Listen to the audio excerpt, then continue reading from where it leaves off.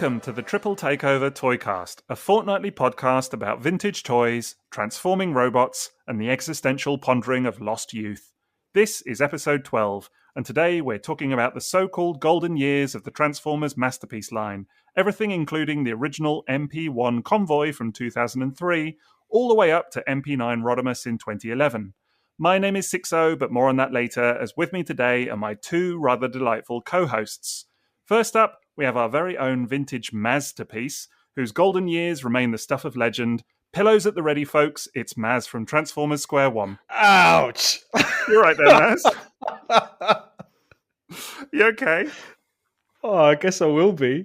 Yeah, you'll recover, mate. Don't worry. Secondly, we have a man who doesn't so much collect toys as he does make peer-pressured, rum-fueled 3 a.m. eBay purchases. It's the poster boy of the North, Liam from Toybox Soapbox. It's always 5 o'clock somewhere.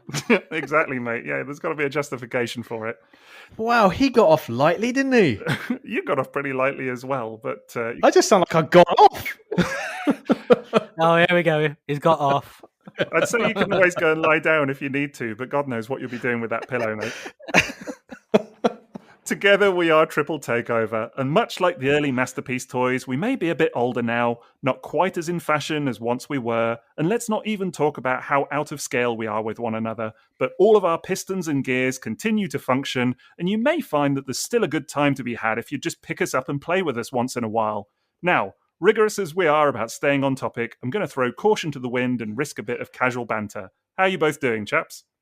Oh, now the banter starts. Yeah, Liam, exactly. the banter starts now. The banter officially starts right now. I feel like the only thing left was to talk about my paint applications. I think that's about all he didn't mention in that intro of his. I can talk about your paint applications if you'd like, man. He's been crafting that one all week, folks. I've been working on that one for a few days, a couple of days maybe. It's fair to say. So, M.A.S., are your stickers peeling, M.A.S.? Is that where we're going with this? Everything. His chrome might be a bit worn, I don't know. The joints, mate. It's the joints. I mean, we've all been exposed to so much sun this week. We're starting to suffer from discoloration, aren't we? I mean, certainly I am. That yeah. hot. Speak for yourself. Well, it's roasting here. I can't even tell you. Middle of the old heat wave. Do you know what I mean? But M.A.S., how is it there? Is it snowing? It's reached snow globe, isn't he? Yeah, I've reached the seasonal high of 12 degrees today, I think. Woof, I don't know how you cope, mate, honestly. It's almost short weather, isn't it, there? It's so hot here. It is like England is on fire. Yeah, it really is. Bring the rain, that's what I say. Are we going to have like a little military force turn up in your garden fighting like a robot scorpion now? Maybe left so. cheek. Left cheek. I do feel a bit like that whenever I kind of have that bring the rain moment. I'd love it to be that dramatic, but it's not really. It's just me hanging out the washing and then suddenly it's going to start raining. I know as soon as I hang washing outside, it'll come. That's the inevitability of all of it. So maybe that's what I need to go and do. I like this visual of you hanging washing out and then seeing the sky and going, bring the rain. Bring the rain. Whilst taking the pegs off really fast. It probably will be that case, actually. My wife will think that I'm just being absolutely ridiculous. But we're doing nothing to contradict that image you just painted of us all through that intro with this conversation. I thought I was very factual, actually. I thought it was pretty dead on. I don't know what you're talking about. We've stereotyped ourselves, and we might as well live up to them. Yeah. I said your pistons and gears were still working. Try again. What did I piss on? That's true. Yeah. It was an unfortunate one, wasn't it? How many of those beers have you had? Oh, only one or two. Moving swiftly on, anyway.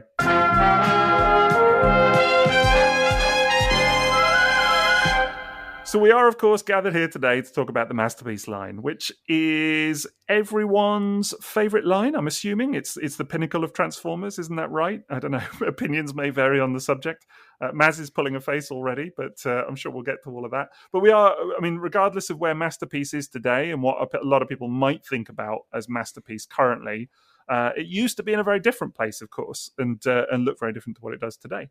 And so that's really what we're here to focus on. Not so much the kind of more modern toys or the more recent toys, but the stuff from, 18 years ago now, which is hard to believe. It was quite a long time ago.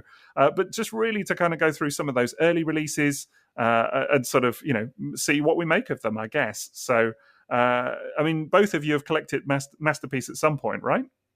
Yes, absolutely. Since the beginning. Yeah, since the beginning. Not right as when it launched, but as soon as I saw one in hand, MP1, it was just like top of my wants list, I realized it was actually what you just described, jokingly, like the pinnacle of Transformers. That's actually how it felt when It did. when MP1 to MP3 were coming out. That's legitimately how I felt about that line. I was just going to say, it is the definition of that sort of idea, isn't it? When you see a toy and you go, this can never be bettered. That's what it looked like the first time you saw it. You were like, that's it, the perfect realization of cartoon Optimus Prime. That's just what it looked like to your eyes. Yeah, I really agree with that. Actually, I really think that's true, and it's interesting because I know we do joke about it now, and the Masterpiece line has sort of become something else, and that's kind of a whole other topic. But yeah, I remember seeing MP1 or 20th anniversary Prime, I guess it would have been, and just being absolutely blown away that this thing was just like as you said, the absolute pinnacle of engineering almost in my mind. It was just incredible. Yeah, I mean, I realized that when it was shown at was it Wonderfest? It may not have been Wonderfest. I think or a Tokyo Toy Show, wherever it was premiered alongside Binaltech Smokescreen. It was Binaltech that got my attention, and that's the direction I went until I saw MP1 in hand. And I think I mentioned it on a previous episode when I was shown that you could stamp it on a surface and the vents would open. That was actually the gimmick that sold me on him. And it did feel like it couldn't be bettered, and nothing could look more like Optimus while being a fun transforming toy and made of the best materials. And I wonder if it's one of those things where you look back on old photos and you say to yourself, no, my kid was never that chubby. I don't have a really chubby kid. And then you look at photos from 2 years ago, it's like, that's a really chubby kid. And then you look at photos even further back, it's like, wow, right. That's a really chubby kid. So MP1 is the chubby kid, because at the time it just felt like it was aesthetic perfection. I can identify with some of that. As obviously looking back at old photos of my son, sometimes, I do know what you mean with that. But yeah, I do know what you mean in regards to MP1 as well. In that, at the time, it really felt like it was hard to imagine a Transformers toy ever being better than that, really. Certainly an Optimus Prime design. And yet we've had two more masterpiece attempts at Optimus Prime. You've got Generations versions and whatever else coming out the woodwork as well. So it's not like we're exactly starved of Optimus Prime designs now, and it's been done so many different ways. But I guess at the time as well, we'd not really had a toy like that before. I mean, we'd had the G1 figure, but there was really nothing, was there, certainly to my mind, that rivaled it at the time back in 2003. No, I mean, what else was coming out in 2003 other than reissues, Binaltech, Armada, and the line that came after Armada in the trilogy and the Beast era stuff before it? Well, I mean, if you talk about car robots, it wasn't the G1 Prime, but it was an extremely accomplished Prime. Yeah.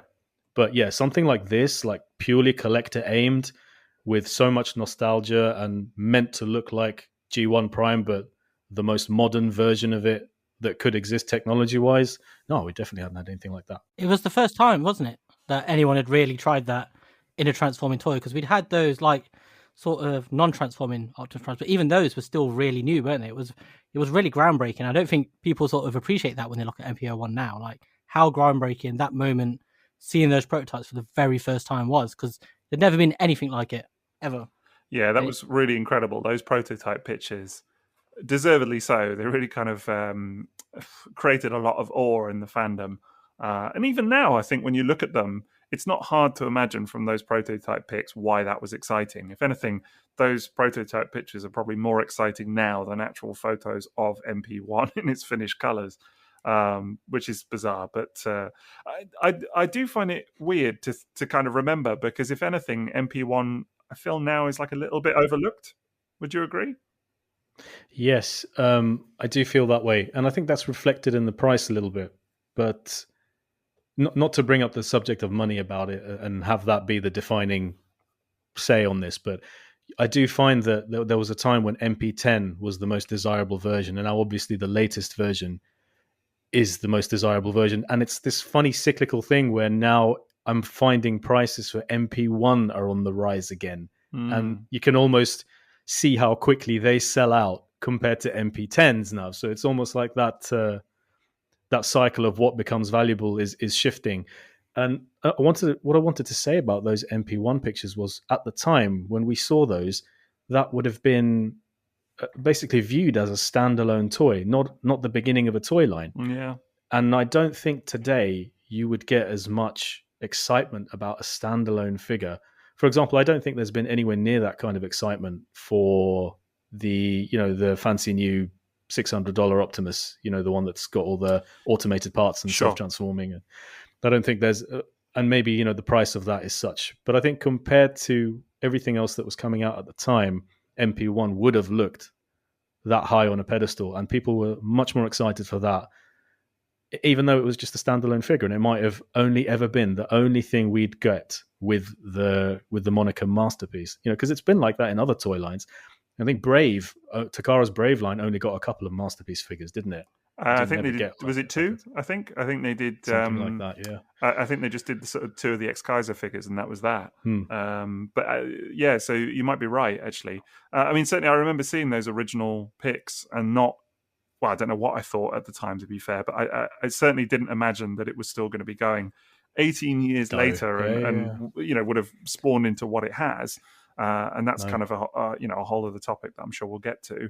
But yeah, I think you're right. There was a feeling that this is a one-off standalone piece, just an incredibly high-end representation of Transformers' most famous character.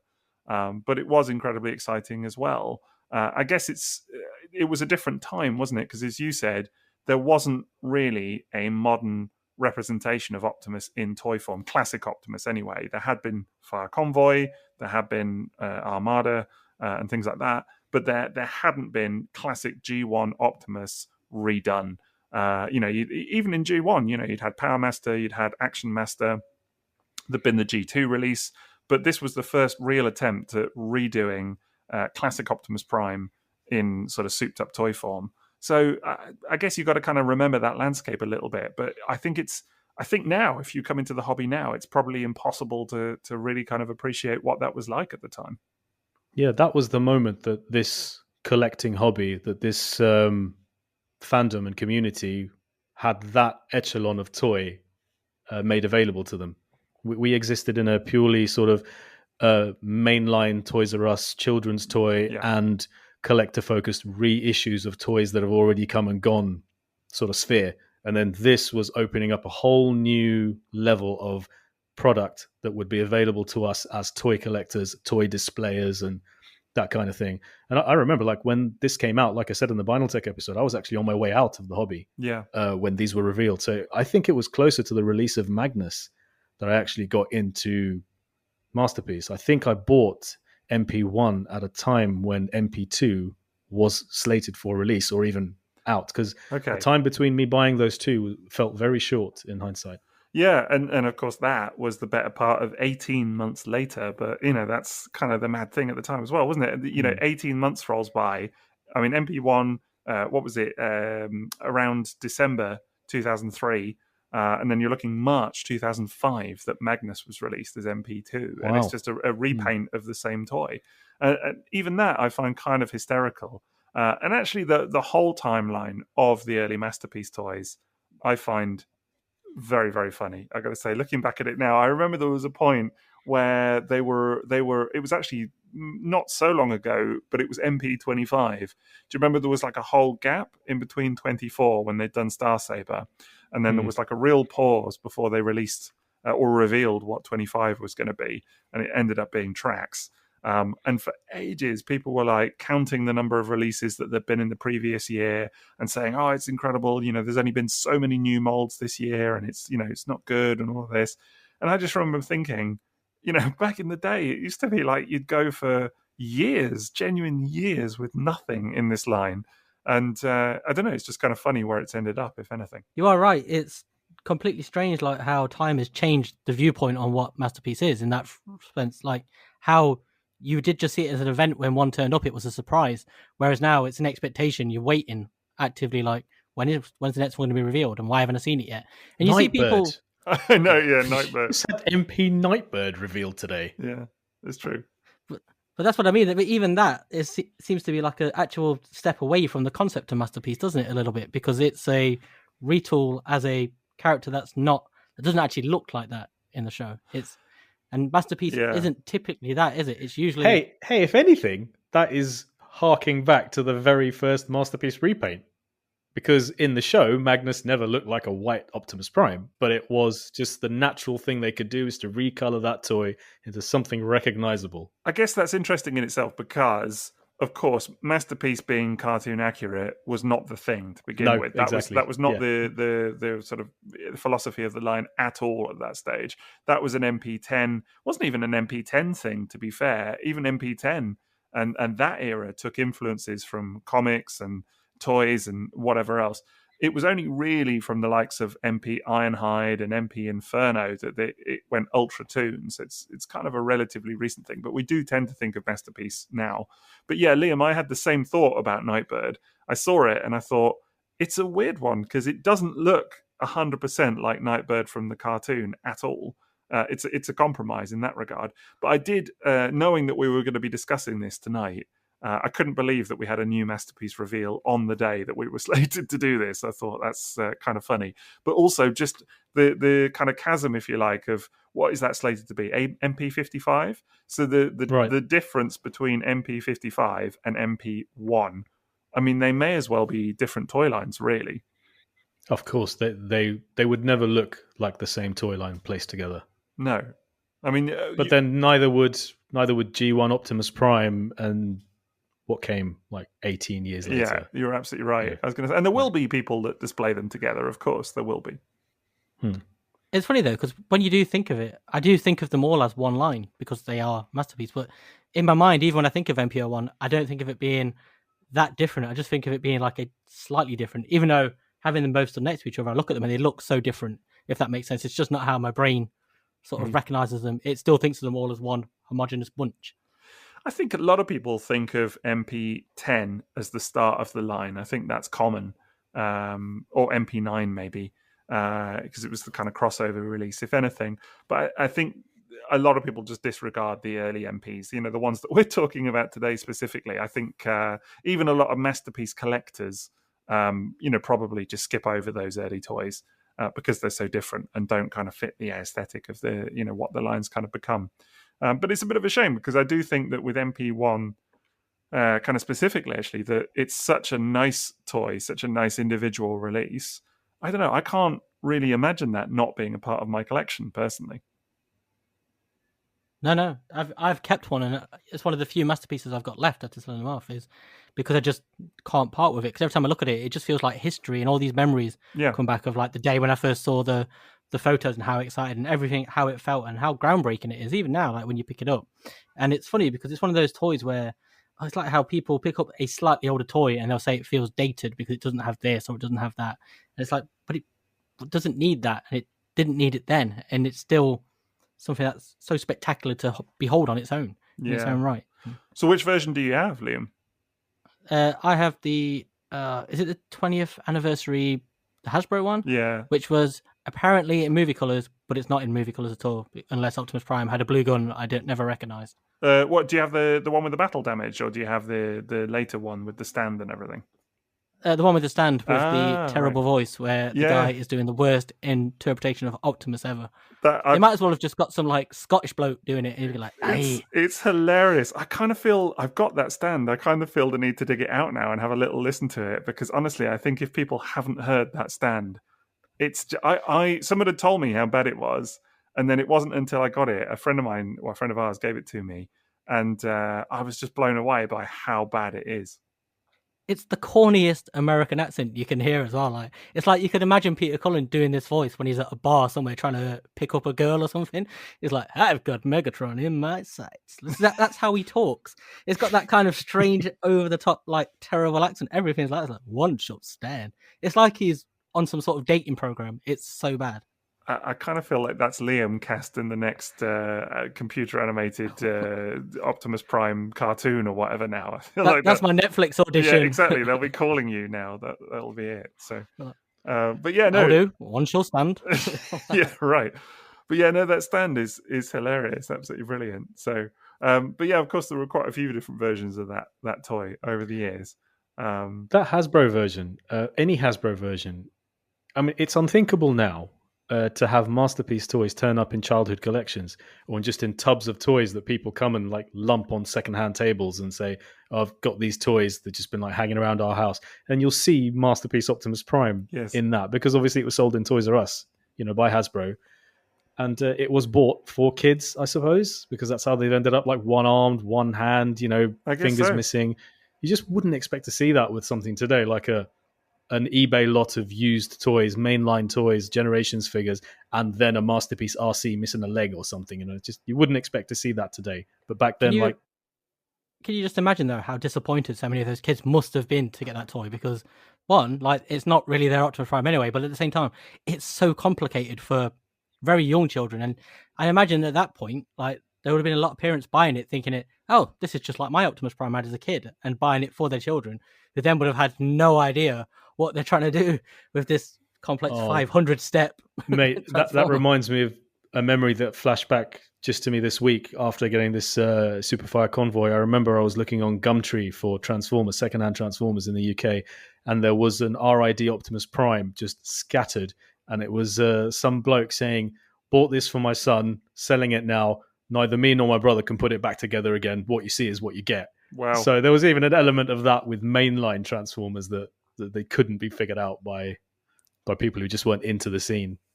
I think there's a lot of that. I think a lot of Transformers actually, we probably don't appreciate it because we spend our life transforming these things.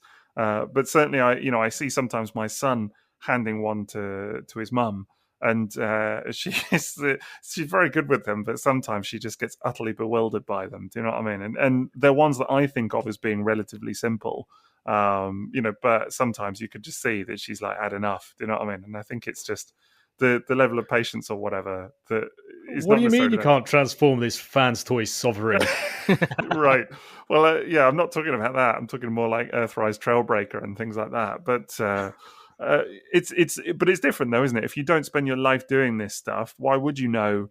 I think there's a kind of nuance or a kind of, I don't know, almost like an intuition that comes with transforming these things. You know how certain things are likely to go, that if you don't do it all the time, why would you know?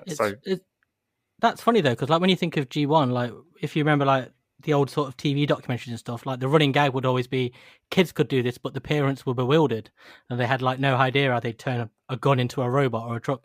And that's with like vintage G1 toys, which we think of as so simple now, but it's always been there. There's always been like this element, hasn't there, of adults who don't know Transformers finding them really complex. That's really true, yeah. It is true. That's really funny. Never really thought about that. Have either of you ever had that thing where someone looks at MP1 or any of the Masterpiece toys, but mostly MP1, and says, oh yeah, no, I had that toy as a kid? And they are, of course, referring to Generation 1 Optimus Prime back in the 80s. Yeah, I had a mate who said he saw it and he was like, wow, I had one just like that when I was a kid. And I was like, I don't think you did. I'm assuming it was probably Power Master Optimus Prime, but it's like, I think that's very different to what you're expecting. I see it all the time, honestly. I've had it online quite a few times as well. I mean, not just MP1, but invariably Masterpiece figures of any description where people are like, oh yeah, no, I had that one as a kid and whatever. And it is kind of funny. It just shows you that in people's mind's eye, these are things that maybe they've not looked at in 30, 40 years or whatever it is. And it's the nostalgia view, I guess, isn't it, of the thing that they used to own in their mind is as awe-inspiring as the thing that they now see on the screen. I think you kind of, you lose perception a little bit. It's a very powerful reminder of how potent people's imaginations are, though, isn't it? As a kid, it's how you viewed that Optimus Prime toy as that one you saw in the cartoon or whatever. What you were seeing in your mind was not necessarily the toy you had in your hand. And I think that carries through to adulthood, doesn't it? For people who don't collect things, particularly in a time like now where we're so used to like looking at the TF Wiki or Googling pictures that inside out what all these vintage toys look like. So in your mind, you're like, that didn't look like that. But to somebody else, they've just got the childhood memory of it. And I suppose it's like that for us for other things. It's like how I remember Nottingham Forest being good at football, but reality, they're actually really crap. And it's kind of like this nostalgic view of things, isn't it? It's just the way you kind of... Do you think that MP1 lends itself more to that? Because looking at MP1, it does look... it's all metal constructed and quite boxy in places. But if you compare that to, for example, maybe the latest Convoy, that's, a lot more curved and it's sculpted to look just like the curves on the screen. So you wouldn't look at something like what's a current masterpiece that maybe you would look at and you'd know immediately that was like a modern high-end product, and there's no chance you would ever mistake that for, I guess, maybe Starscream. I was going to say, who would look at the latest masterpiece Starscream and mistake that? Right. Even MP3, I don't think anyone would ever have imagined, just because of the sheer size of that jet mode. But I suppose I could understand it more with MP1. Maybe that's got more in common with the aesthetic of a G1 toy than any modern masterpiece would. It seems to be Optimuses, particularly, that cause that, MP10 and MP1, that cause that, phenomenon. And I think you're right. I think Starscream, and we talked about this in a previous episode, but the particularly the MP3, MP6 and 7, those three, the common that I find you get about those is that a transformer or is it a model jet? Because people, when they see them in plane form, can't always or don't immediately comprehend that actually they can transform. I mean, I've had various people back when they had the three of them on display. I'm thinking years back now, in probably before she was my wife. In our old flat where we used to live. My wife and I, and we would have people come round, they'd be on display, and you would get a lot of people going, oh, they model jets, oh, that's kind of cool. And we'd be like, oh, no, they're a transformer.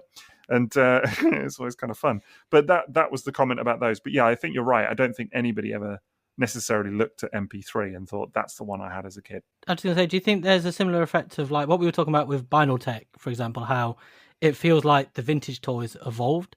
And I think there's a lot of that in MP1 from G1 Optimus Prime, whereas you look at it where it's got all the pistons and stuff, and it feels like that's what you would have had like in a G1 Optimus, not like in the actual toy, but as it got older, if that makes sense, like an evolution from it. There's so many elements like die-cast, chrome, all these things carry over, and it feels very much like what an adult would make instead of a G1 Optimus, if that makes sense, rather than a child's toy.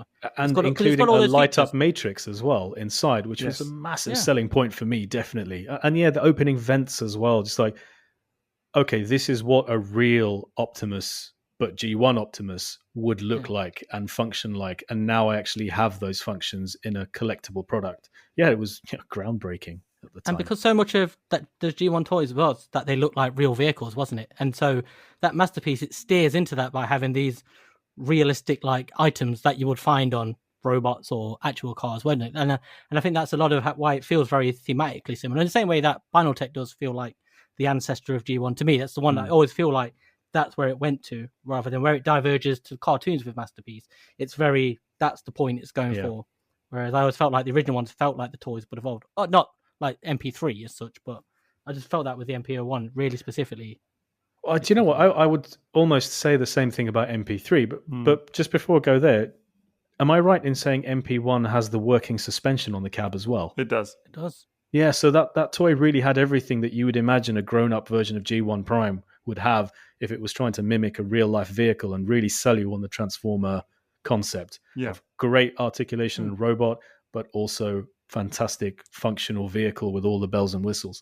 But no, I really do think MP3 as a realistic-looking fighter jet, and then that realistic-looking fighter jet as a robot, not trying to mimic on-screen colors, because remember, once upon a time, that was fine if you didn't mimic on-screen colors, but it was more impressive that real-life F-15 Eagle with that military paint could be Starscream, even though he wasn't light gray, and you'd be super impressed that it turned into a G1-shaped robot.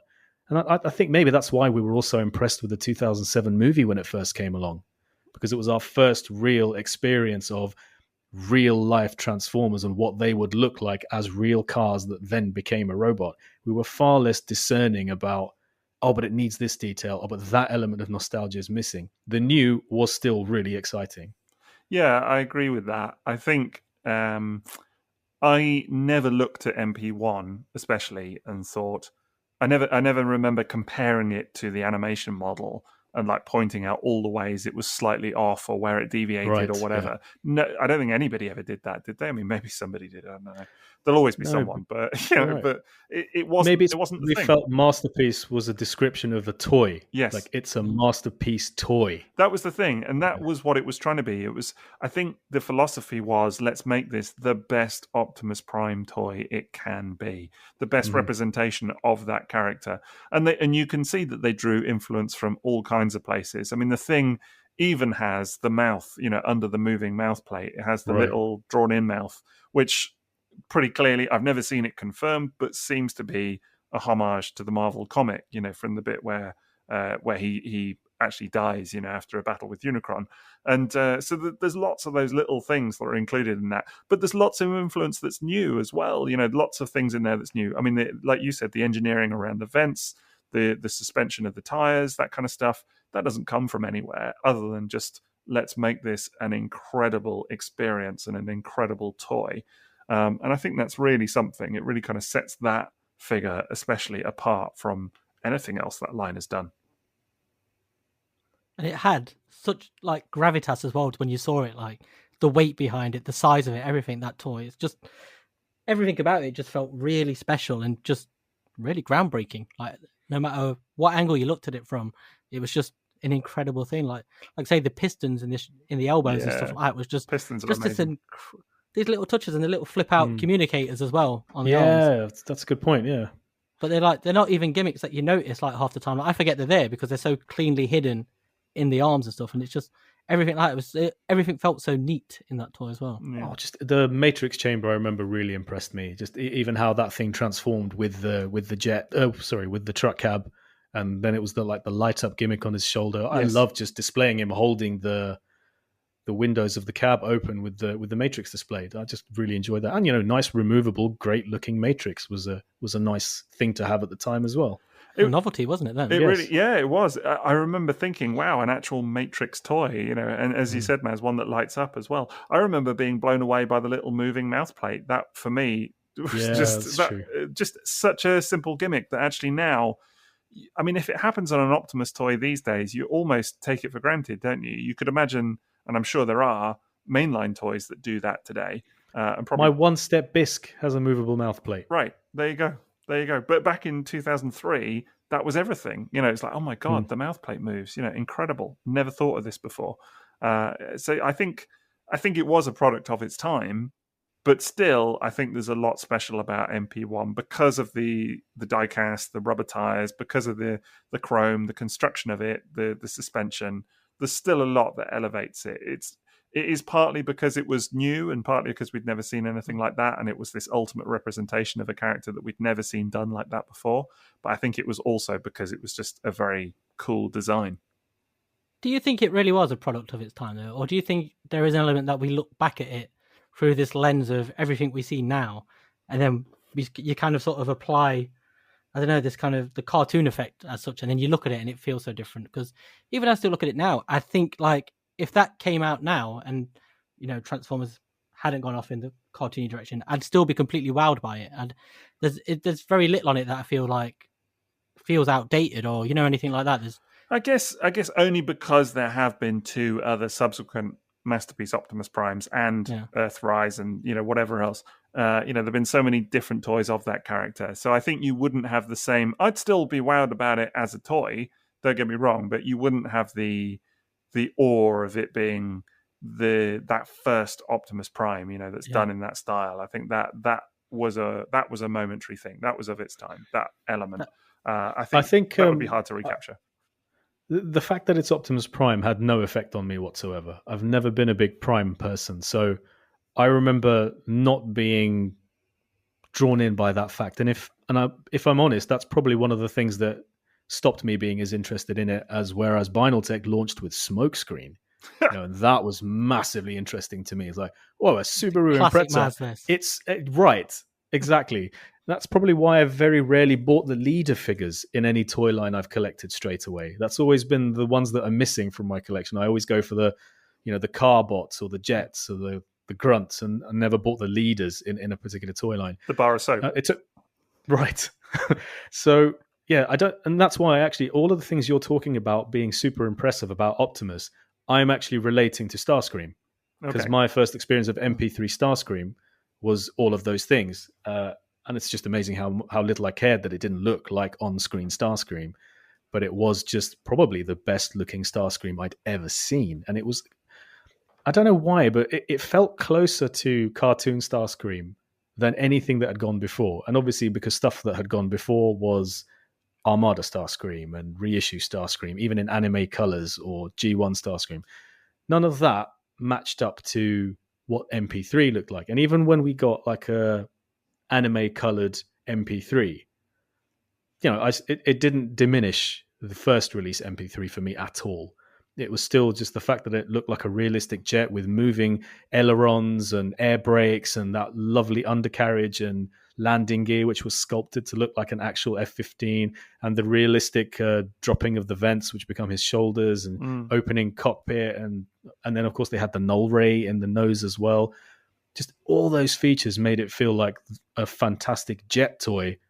Looked realistic, but was also Starscream. And all the kibble that was hanging off it, man, I didn't care about that one bit.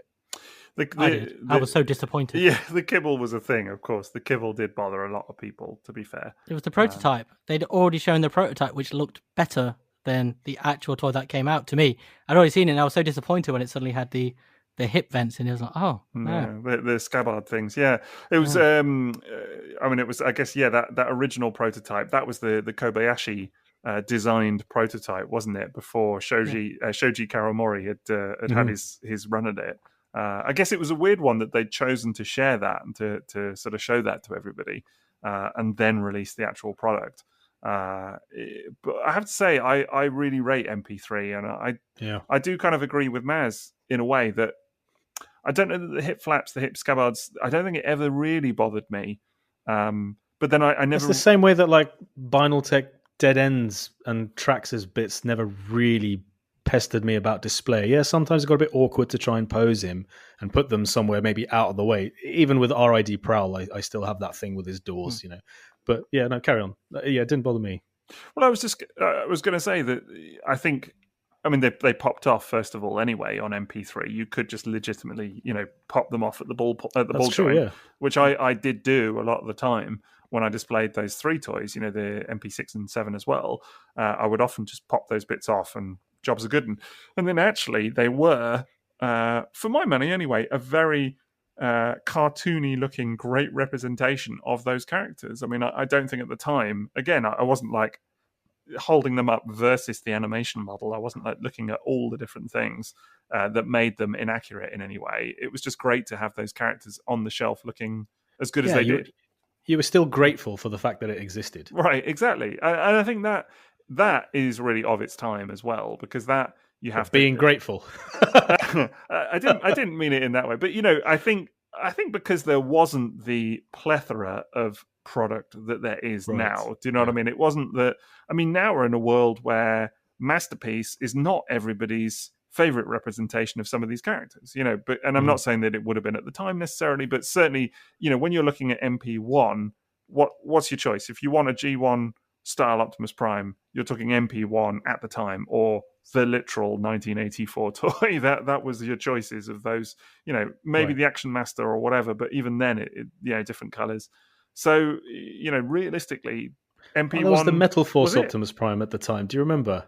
Do you remember Metal Force Optimus Prime? Just the statue that it was an official product, but it was non-transforming. Vaguely. That was a very popular toy at the time. That was a lot of people's choice for a display, like a grown-up display Optimus.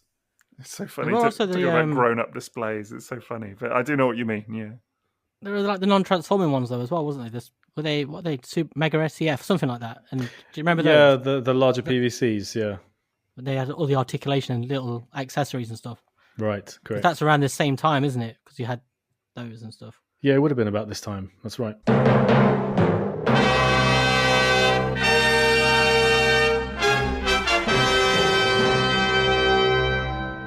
I just remember with Starscream, it's because I'd seen the prototype, and I think if I hadn't seen that, and then when it's shown off and it was green as well, it felt like such a deviation from what I'd already, because it was quite a while from the prototype to actually seeing the toy. And I remember I just kept looking at the pictures loads. And so what I assumed is partly my own fault, because it was just what I assumed based on MP1 is that it would be in the normal colours and it would. No, I think a lot of people assume the same. I remember that when the colours were unveiled, I think it was an unpopular choice for a lot of people. It caused a lot of discussion, I remember at the time. And a lot of people were a bit mortified to see that green colour scheme.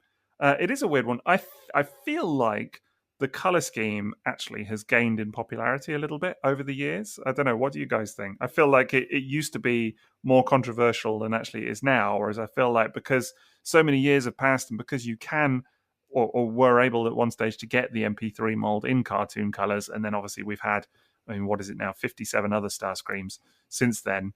I feel like that controversy probably seems a bit silly in context, but at the time it was a big deal. But I feel like actually the green screen idea is now, if anything, I look at it and it's a bit more popular than it used to be. I don't know. Definitely. Yeah, I think so. If you imagine the general state of displeasure when that's your only choice, there's not that disappointment now. I'd actually love to know what it would feel like to own a green screen again, MP3. That's probably something I'd be more likely to go for. I've been kind of offhand looking at MP4 as well. Okay. It's something I never experienced because I never had the original trailer. And collecting vinyl tech again, that's what would be in scale with it. So I actually think it would be really fun for me to go and experience the MP1, MP4 mold again, and MP3 simply because of what it is and just what that achieved. And I think you would love MP3 again. I know you've had it previously, but you would love to have it again, I think. And I'm not just saying that to be like, haha, enablement. But no, I totally think so. It's crossed my mind as well. Yeah. I had it until recently, actually, only recently sold mine.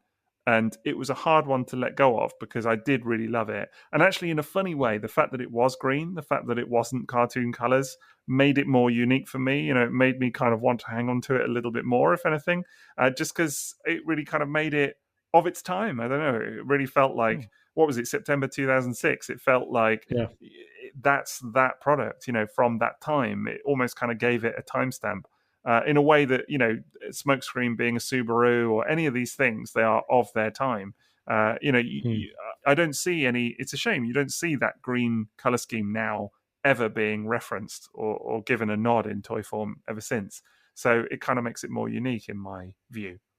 Now we're so used to variants and recolors as well, so stuff like that's interesting. But it's like Maz was saying, like at the time when that's your only option, it's really disappointing because it's not what you wanted. And back then you weren't seeing that many recolors of Masterpiece, were you? I don't think we did. For some people, I can tell you, when I unboxed that thing for the first time at BotCon 2006, when I just got to my hotel room in Lexington, Kentucky, and I bought that off Tony Prito, Tempting Toys.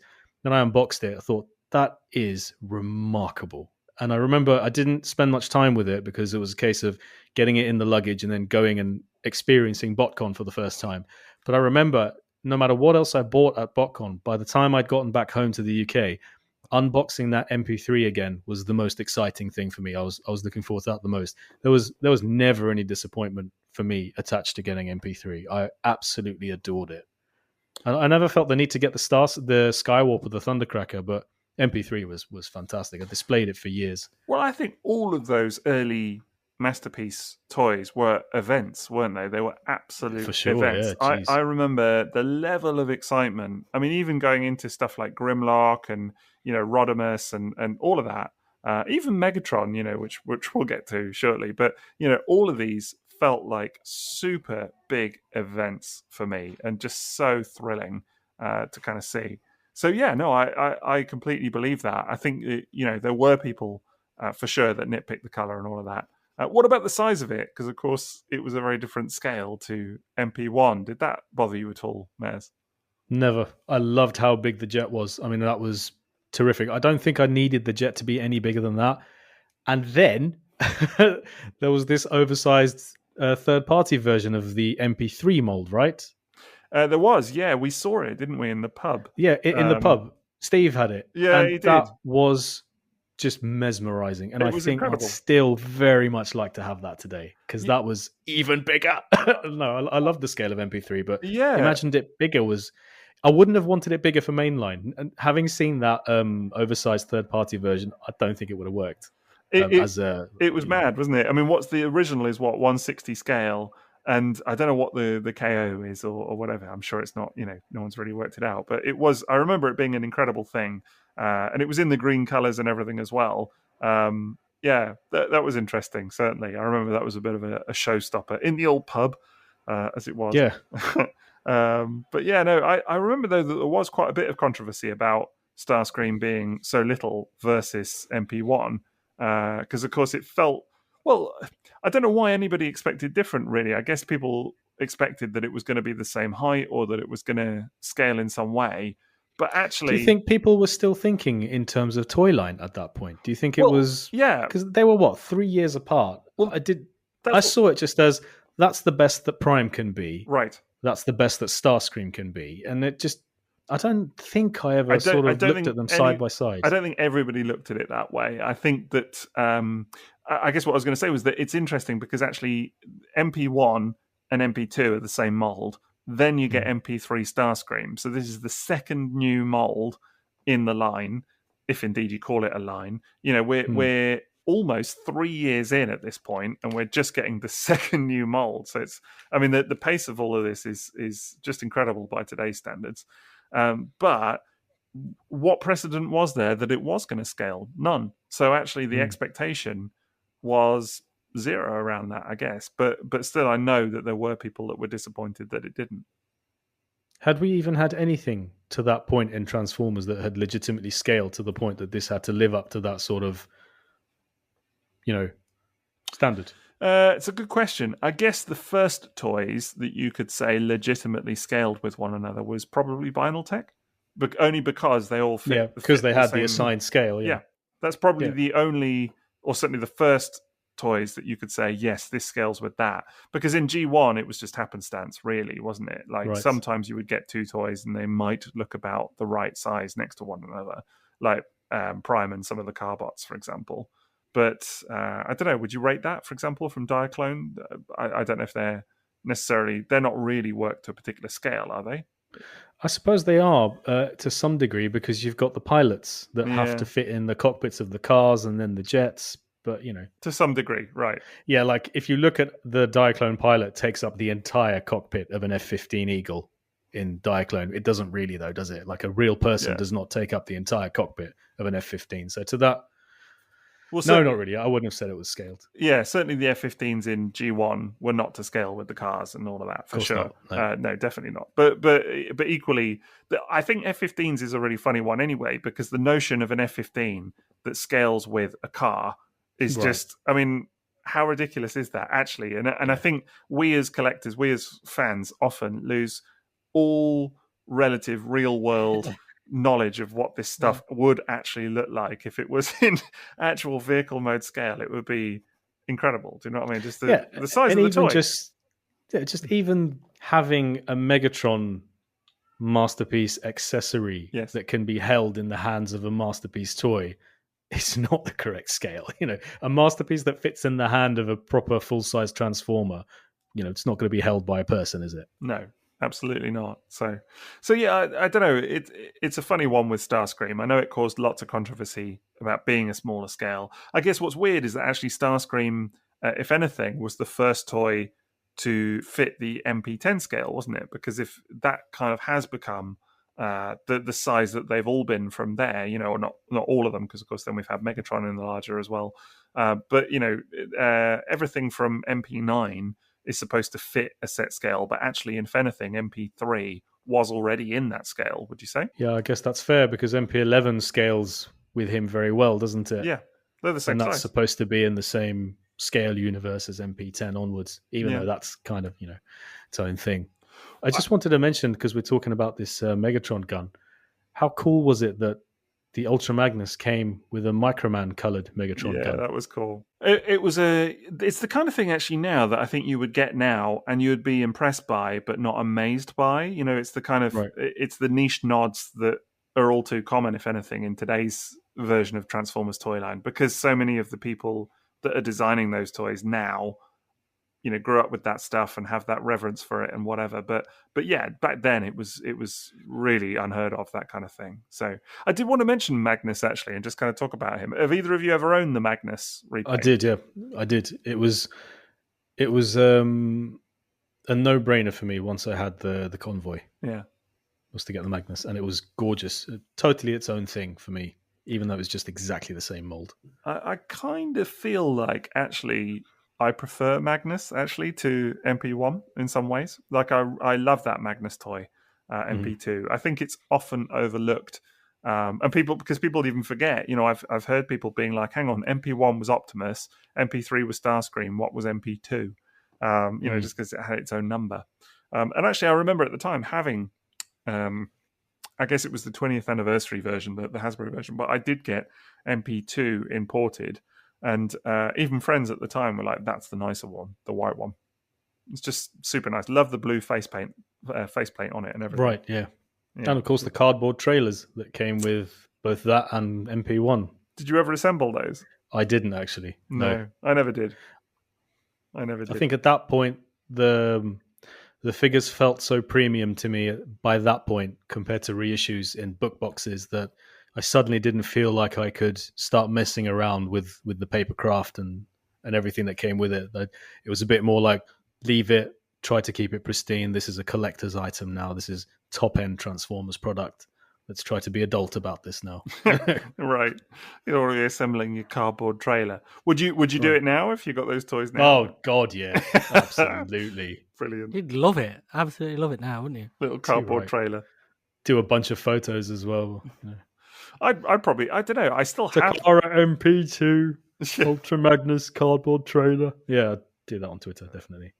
You're going to be like mortified if you just got a very slightly wonky fold in it. It's like ruining the toy for you. Yeah, you can just see that, can't you? Like, has anyone got a mint one I can buy? Yeah, absolutely. That'd be me. I actually, thinking about it, I must still have that cardboard Magnus trailer in the box. Just sitting there, never used. Maybe I should get it out and give it a little it is the box, isn't it? It is like the insert it's tray, isn't it? It's the tray, essentially. It's like an insert tray, and then you've got another tray inside that, obviously, to kind of hold the toy. Clamshell or whatever, but yeah, it's kind of like a folded thing just inside the lining of the box, which I think at the time I never really even kind of bothered with what is this. I never really kind of looked at it and thought, oh, I need to do something with that. It was just kind of part of the box or whatever. But yeah, no, big fan of MP2, big fan of it. So I was just thinking, it was such an easy pass for me. I don't know. What, MP2? Yeah, I mean, it was one of those where I thought it was really pretty, but at that point, I was quite happy with just having one version of the mold. It was never... I can totally see that, yeah. I can imagine a lot of people felt the same way. I never saw it as a line to collect as such. And the Optimus Prime felt like such an event. It's like, I must have that. And then when I saw Magnus, I was like, wow, that looks beautiful. But I have no desire to own it or anything like that. There was no need then. So I've never, ever owned it. I've always looked at it and gone, it's pretty, but never felt an urge to buy it. It yellows a little bit. I think it's one of those that is... it's a white toy, isn't it? So it's going to over time. But I do see some of them... occasionally, because mine is not pristine. Mine is in very nice condition, I would say, but it's not 100% pristine. It's one of those that, I've looked at other listings for it over the years, and you want to kind of make sure that you know what you're getting, I guess. But I have seen people try and kit bash or mold a Magnus armor round it as well. I remember photos at the time. It kind of looked a bit janky, but it felt exciting. I was like, is someone going to make this into a proper Ultra Magnus? I remember being super excited. Very different era. Yeah, it did look a little bit janky and whatever, but still, fair play to those people for having a go, because it was exciting. It was just fun to see, someone's actually going to do it, make an armor for this thing. And that carried on into the classics, didn't it? When they did the classics Ultra Magnus, that was where the third party really came to life, was with the trailer for the City White Commander. Magnus. Yeah, it was that fans project. That's really there was. I think there was third party stuff before, but that's really where it took off, wasn't it? Was that toy? Well, wasn't the first Fans Toys product a trailer for MP1? It was. It was. There were a couple of them, actually. There were a couple of them. It's a sound wave. There was a Just Toys one for MP1. Yeah, that's right. That's the one I saw in most collections, yeah. Yeah, I had that one. That was, I think, out before the Fans Toys trailer. Definitely. I presume the Fans Toys one got released. I'm guessing. Do you know what I mean? They've always sort of said that it was FT1 or whatever. But yeah, I never seen it in hand. But I think it did look quite nice, actually, the Fans Toys one, from pictures I've seen way back when or whatever. But yes, that was the very first Fans Toys product. It all started so innocently, didn't it? With just the occasional little add-on kit or whatever, and improving official toys. Wasn't it? Exactly. An accessory here, complimenting, right? Not kind of completely doing your own line and supplanting them. Yeah. Look at them now. They're making bloody Fortress Maximus. Do you know what I mean? Like in scale with the whole thing. It's just absolutely ridiculous. And Omega Supreme and all of that. And yeah. So if they can do him in scale, why can't Takara do Megatron in scale? Yeah. Try harder. They're just not trying. That's what it is. Yeah, it's the trying, isn't it? It's the trying. It's the trying. Yeah. Speaking of Megatron, though, do you remember when Hasbro released the Legends class Megatron and Reveal the Shield, and it was designed to be compatible with MP3, wasn't it? Yeah, that's right. So it's now, funny now how hang on here. I'm going to have to stop you there with your MP03 and your MP01. There was no O, right? Look, it sounds better. We didn't get an O until MP10, right? Wait, and even then, the O was on the wrong side. Wait, you mean there's no O in the first 9 masterpieces? There's no O in the first 9 masterpieces. Wow. Still sounds better. Oh. Next we'll be finding out that pteranodons aren't dinosaurs or something. Yeah, I know. Absolutely. Apparently they're not birds either. They're just wind-enabled creatures. That's what they are. Yeah, exactly. Winged things.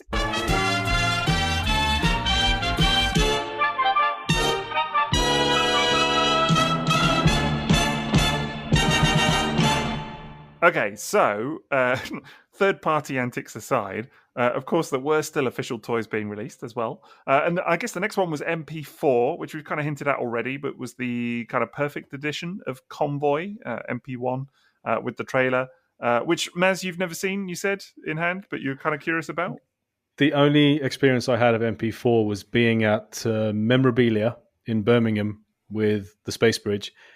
And I don't think he was the only dealer there who had them. There were just stacks of them. Nobody was interested at all. Right. Nobody was buying them. They were just shelf warming, table warming. And I think it's one of those where somewhere down the line, people realized that they wanted a complete line and went back and they were just scarce and the value has just gone up from there. Yeah. And am I right in thinking that around this time, we would have had classics? Yes, it would have been, yeah. They were, remember that Memorabilia. Classics were what? The only thing that people wanted. That year, isn't it? It was the first wave of classics. Yeah, it was the first No wave. one cared about MP4. Yeah. I think it was weird timing, and my understanding of it anyway is that actually MP4 was twofold. The reasoning for it was, number one, was because they figured that that's what the fans wanted. You know, there had been feedback for 3 years saying, give us a trailer, and they were like, okay, well, here's the trailer then. But rather than do it as a separate thing, they were, repackaged it and resold the same toy over again. And I can imagine that, given that this is the, fourth release in the line, but also that, a lot of people already owned MP1. I mean, it's been 3 years, but also it's only been 3 years. Yes. It was a bit of a gamble in that regard. I kind of feel like maybe people would have been like, what is this going to be my annual MP1 purchase? Right, now? Exactly. I kind of feel like in a way it would have been more successful if it was just the trailer. I don't know, that's just speculation. But also I think they did it to coincide with Megatron because, of course... And Vinyl Tech. And Vinyl Tech, you're quite right. And Vinyl Tech, of course, yeah. But Vinyl Tech was already a thing at that stage and had been for a good long while. But Megatron, of course, came in 2007 March. So I feel like the trailer was very much a preamble to that. It was designed by the same person, of course. It was designed by Hisashi Yuki, who did the trailer and Megatron sort of pretty much at the same time. But and of course, there's the old fact about Megatron, isn't it? Does anybody remember how many days he took to design it? You heard this? 2 weeks, wasn't it? That's it. Was it not 2 weeks? It was 12 days, apparently. 12 days specifically that he had. 12 days of Megatron. Yeah, 12 days to design that toy, MP5. From 12 days to transform that toy.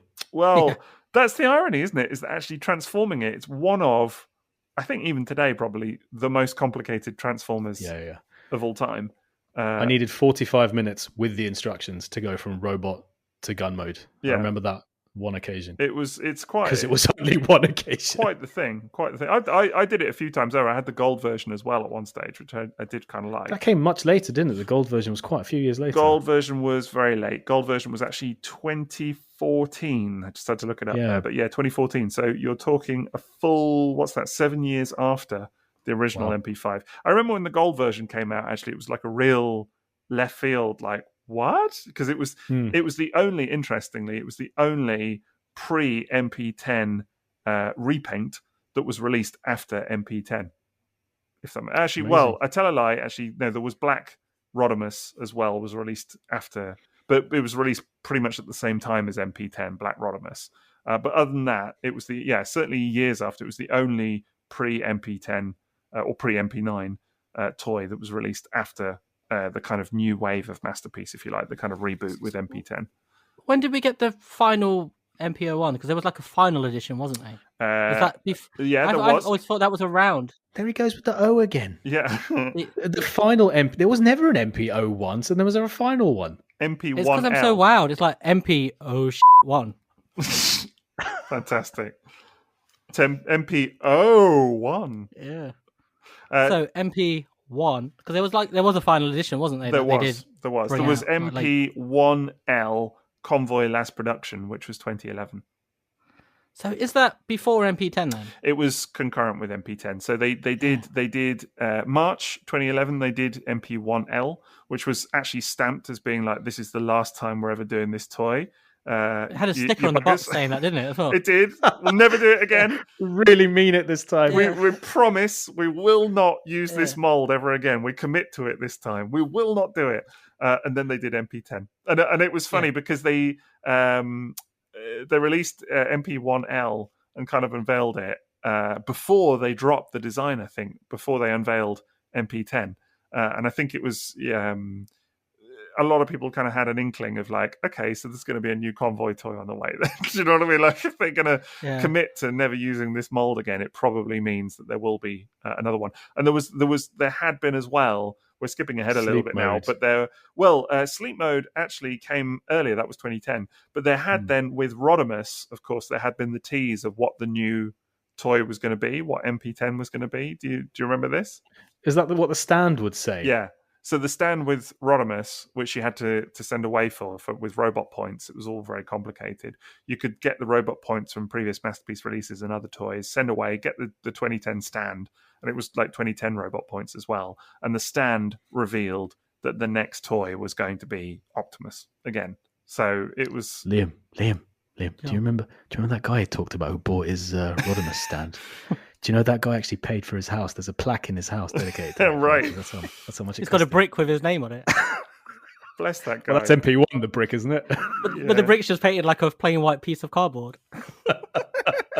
Could be a gold brick, and I could get the Lucky Draw MP1. That would be a nice thing. That's the one we haven't mentioned. Yeah, well, it did occur to me. That was actually the first repaint of MP1. That was pre-Magnus.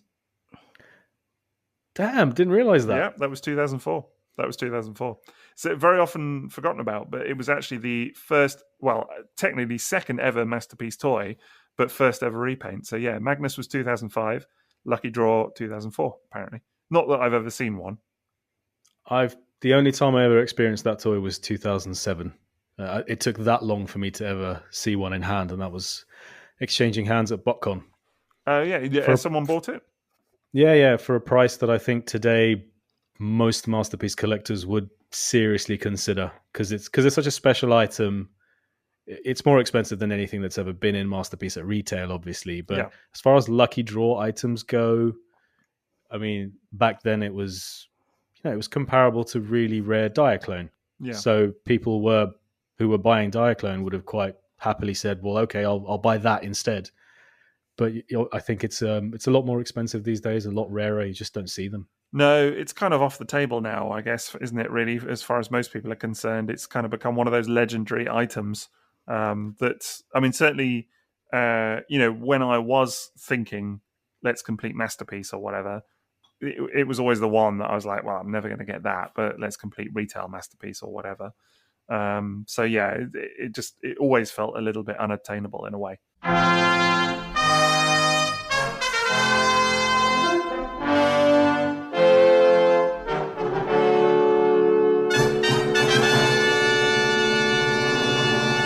So yeah, coming back to Megatron anyway, and of course designed by the same guy that did the trailer. So he designed the Megatron in 12 days. He did the trailer in one night, apparently, the MP4 trailer, which I actually think is kind of hilarious. I mean, probably doesn't make me feel so bad about its shelf warming now. But it has become more desirable in recent years. I think actually now the MP4 edition is probably certainly my impression anyway, the most desirable, or one of them. But do you have to do very much though with it to design it? Would you not just like walk into the factory with like the G1 Optimus Prime trailer, put it on the table, and go, huh? Times it by 2. That's literally all you had to do. It is. It Just think if they had applied that kind of hard-working timelines to the rest of the Masterpiece line, we'd have them all by now, wouldn't we? We really would, yeah. If they'd been like, get this out in one night. Megatron, you got 12 days. Just absolutely incredible. Rodimus, do it in a week. How long did Soundwave really need? I know, exactly. Honestly, just crack on. What do you think weekends are for? Yeah. But Laserbeak was more complicated. I think what is hilarious is that Convoy or Optimus was released in 2003. 4 years later, Megatron is released, and then they give the bugger 12 days to do it. You know what I mean? Like, he probably had 4 years, mate, but he just left it to the last minute. They were supposed to be launched together. It's the absolute epitome of how I used to do like GCSE homework and stuff like that. Do you know what I mean? Like you get 3 months to do it, and then you do it all in the last night. Just like, oh my god, just gotta get it done for tomorrow. There's a test. Yeah. There's an exam. You spend the rest of your life being told how rubbish the result was. Yeah, exactly. Just imagine he came in from like a bender one night and then just was like went to get some like juice out the fridge or something, and then just saw a little calendar with like a red mark. Like, oh my god, I forgot all about that. Yeah. Just gets an email one day. You've had 4 years, 4 years to design this toy. Your deadline's up in 12 days, mate. Where is it?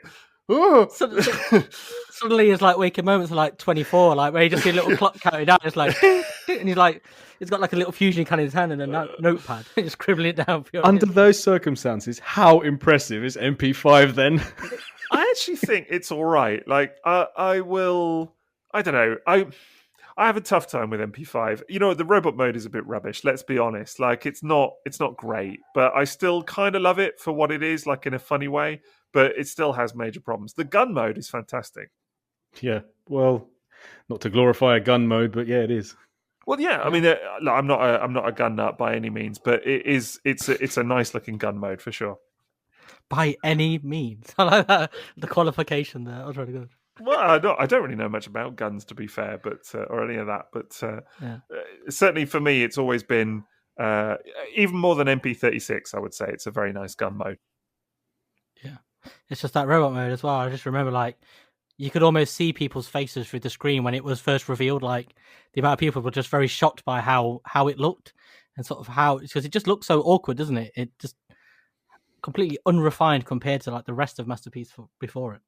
I just felt there was a number of things on that toy that they got wrong that I was surprised that they got wrong. You know, like I was sure the head sculpt could have been better. The head sculpt was a bit janky. Yeah, let's be fair. It's not the best representation that we've ever seen.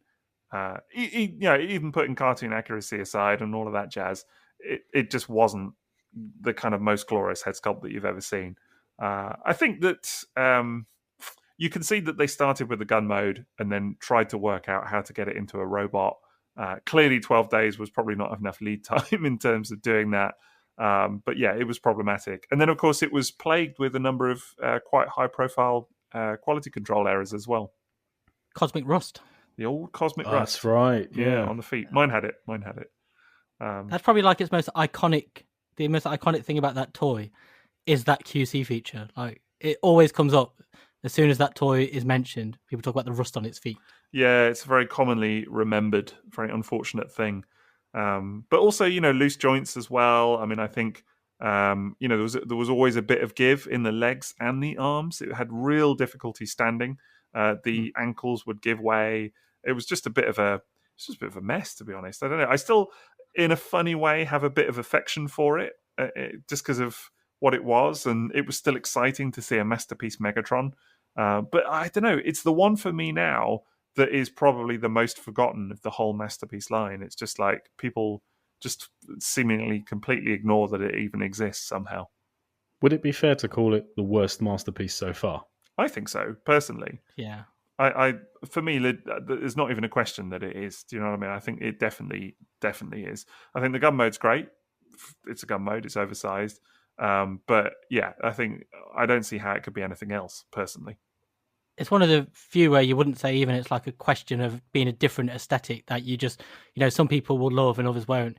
It's just one where you can really see how little time he had to do it and how that impacted the look of the toy, because it just looks so awkward. Is probably the politest way you could say it. Yeah. But at the same time, I'd never want to be, it should have been like the foot should have gone there and that. I just don't want to get on board with this armchair engineer stuff. No. Because you don't really know what the circumstances were behind the design of that toy, what the maybe budgetary restrictions were, the time restraints. We've joked about it and why they needed to get it out that way and why those decisions were made. There's always reasons.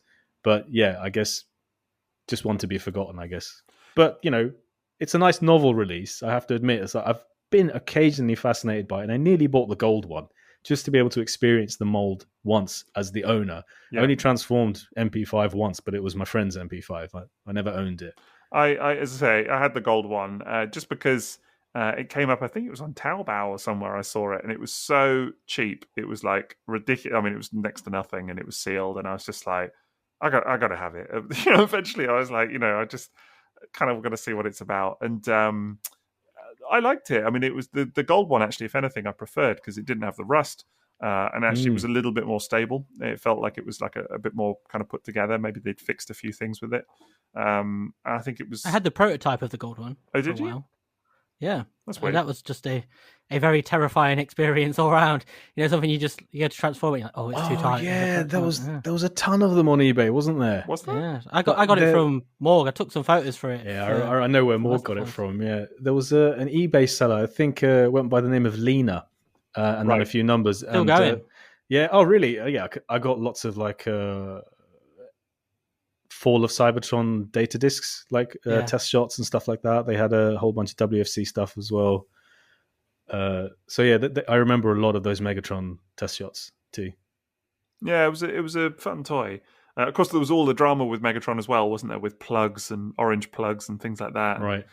Even though it was packaged in robot mode, which is an interesting one. But it's still, I remember all the drama around getting it shipped and, sort of sellers having to put things in the barrel and stuff like that to make sure that it was clear that this wasn't an actual firearm. Even though what was the story behind it being gold? Was there any sort of backstory the to Golden that? Lagoon? Yeah, I think... Is that what it was? Okay. I don't even know or was it to do with some of the art on the G1 toy? I don't know, looked actually. Gold, didn't it? I don't think it was Golden Lagoon, I've got to be honest. I don't think so. I wonder if it was... I don't know, maybe it was even like a Man from U.N.C.L.E. thing or something. Maybe it was a nod back there somehow. I don't know. So I wondered if it was the box art. You remember you usually see the gold G1 toy Megatron, didn't you? I wonder if that's because one of the Microman sets you get, sometimes there's a version where the chest piece for the Microman U.N.C.L.E. set Megatron is gold tinted. I've never really honestly known if that was some kind of discoloration or whatever, but it may have just been like a chrome variant. But maybe that was the version that the box art was based on originally, so maybe that's got some kind of roots there. Maybe. Or it could just quite simply be a James Bond thing, the like Man with the Golden Gun or whatever, I don't know. It could be any of those things, really. So, but Car might have just wanted some bling. Yeah, exactly. It's a very gaudy toy. Like it's a very kind of hideous toy in its way, but also kind of nice. I don't know. Like I definitely prefer it just because it's so out there. It's almost like real, like they really went for it with the gold version. And in a way, it kind of pushes it through the barrier of being a bit rubbish into the arena of being like so horrific that it's almost kind of cool. I don't know if that sort of resonates, but I just remembered one thing I did really like about MP5, Kremzik. Yeah, that was cool. I did like the Kremzik. I would have happily kept that if I could have done. I've now got the little Kremzik that comes with Kiss Player's Auto Rooper instead. Yeah, which is also fun. But that's naughty Kremzik. Yeah, it is naughty Kremzik. Yeah, let's not. Not that the other Kremzik was well behaved Kremzik. No, they're all naughty to some degree, but I know what you mean. There is a distinction there, but maybe let's not get into that for today. Yeah. The old Kiss Players. MP5 come with a few accessories because the early ones had one or two, hadn't they? But I always associate Megatron as being the one that tends to come with a lot MP1 more. had the orange flavoured mace.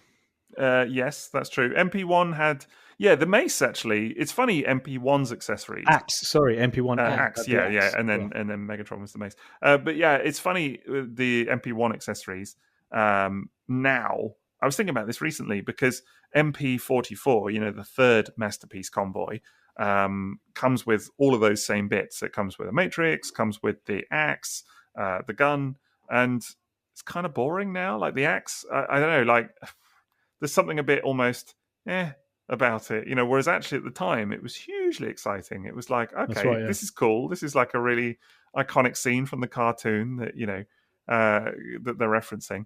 And I used to love those little accessories. Whereas now, I don't know, it's not quite as special as once it was, maybe?